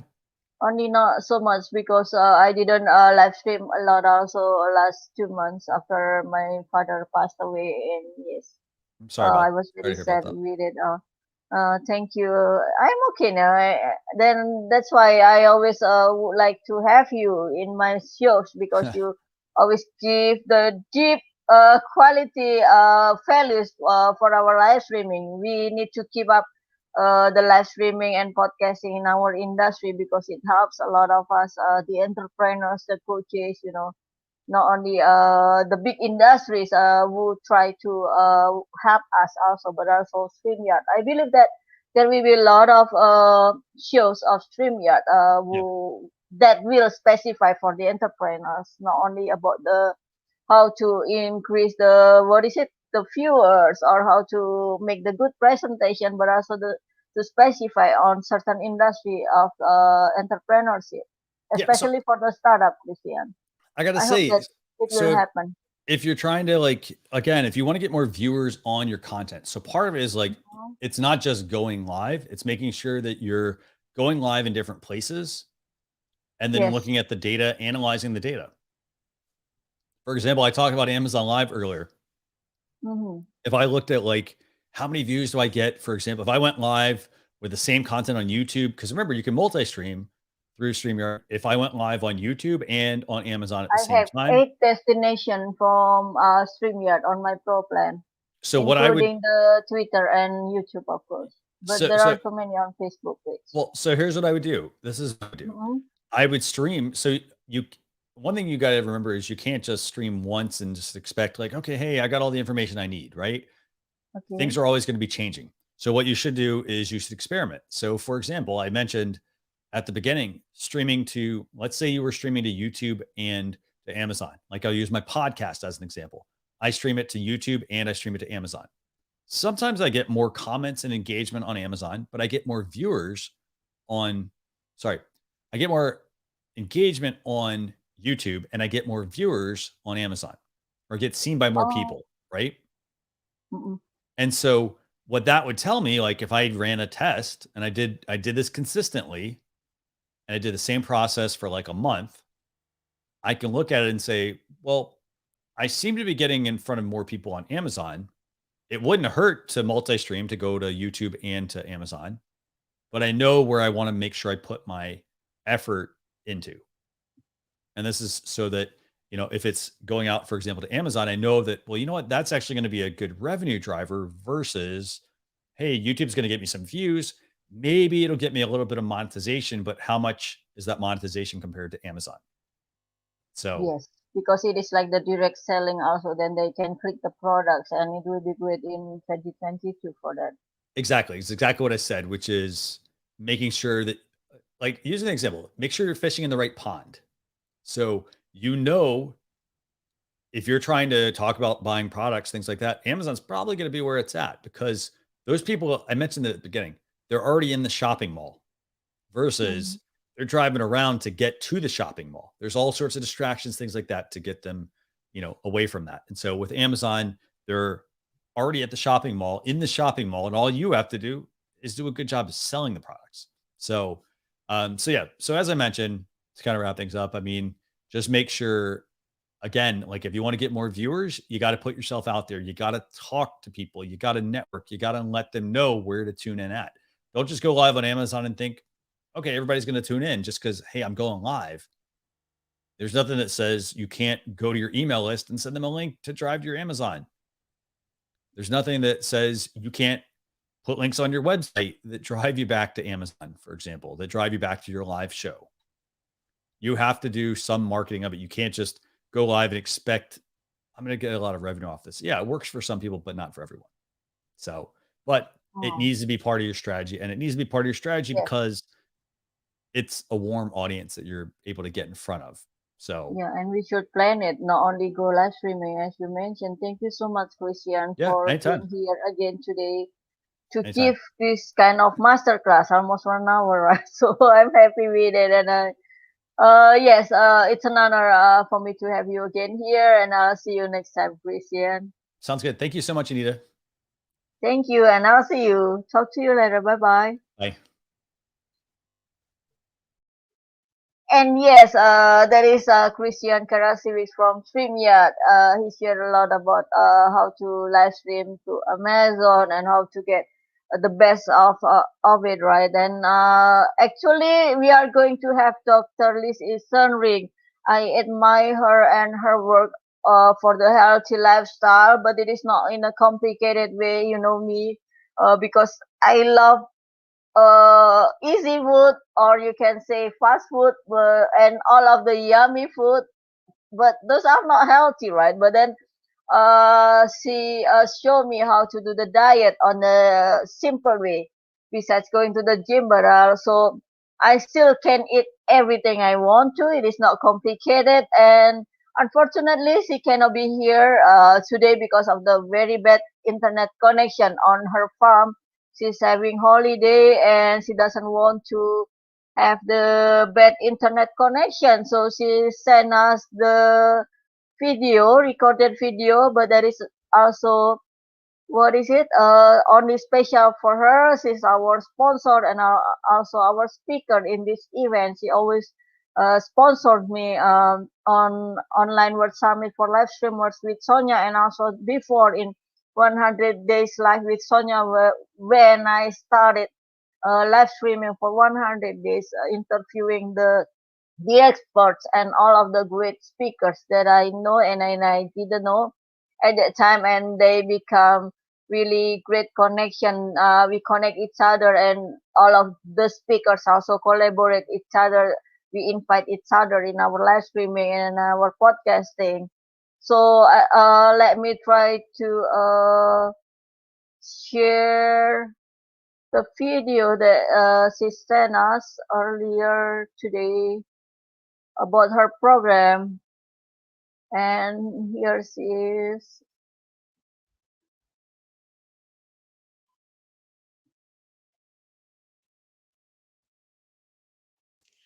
Hi everyone, I'm Dr. Liz from Lindy Nutrition, and I welcome you to how to increase your passion, performance, and profits without the pitfalls. So, firstly, this webinar is for you if you're worried about getting older and want to age with vitality. If you are wanting to lose a little bit of fat and tone up a little bit, which I know many people want to do after COVID in the pandemic. If you want to improve your mental strength and your performance and ensure that you can compete with some of those young guns coming up in the ranks. If you don't love the way that you look and feel and actually want to, shape up, tone up, improve your confidence, perhaps you have some anxiety and depression and want to learn about how food can help improve your mood. Particularly really important to me is getting to the root cause of any of these signs and symptoms and, not just treating some of the side effects. And really, at the end of the day, it's for those who are wanting to be happy and healthy and stay healthy via the healing power of nutrition. So have you seen this one before? I've included this because I think we need a bit of humour at the moment because, many people have been doing it tough and we need to be able to just laugh at ourselves. So on average, the panda feeds for 15 hours a day. It's the same amount of time as an adult in quarantine or lockdown, and it's why we call it a pandemic. And I pop this up because I can tell you what, a lot of my clients right now can absolutely identify with this. I lost some weight. Uh-oh, never mind, I found it. This is the gorgeous Rebel Wilson, who actually has improved her fitness tremendously, but she's known as Fat Amy.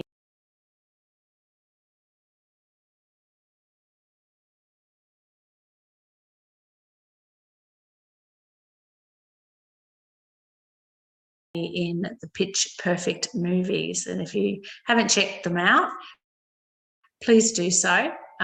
She's awesome. But, I put this infographic up because so many of us can identify. We lose weight, we gain it, we lose weight, we gain it. And despite the best intentions, many people have really struggled during the whole COVID period and that change in routine. And what I'm going to share with you is really to illustrate why some people have just smashed their goals during COVID and lockdown, while others have really resorted to emotional eating and, too much junk food and alcohol to help them manage, and how you can learn to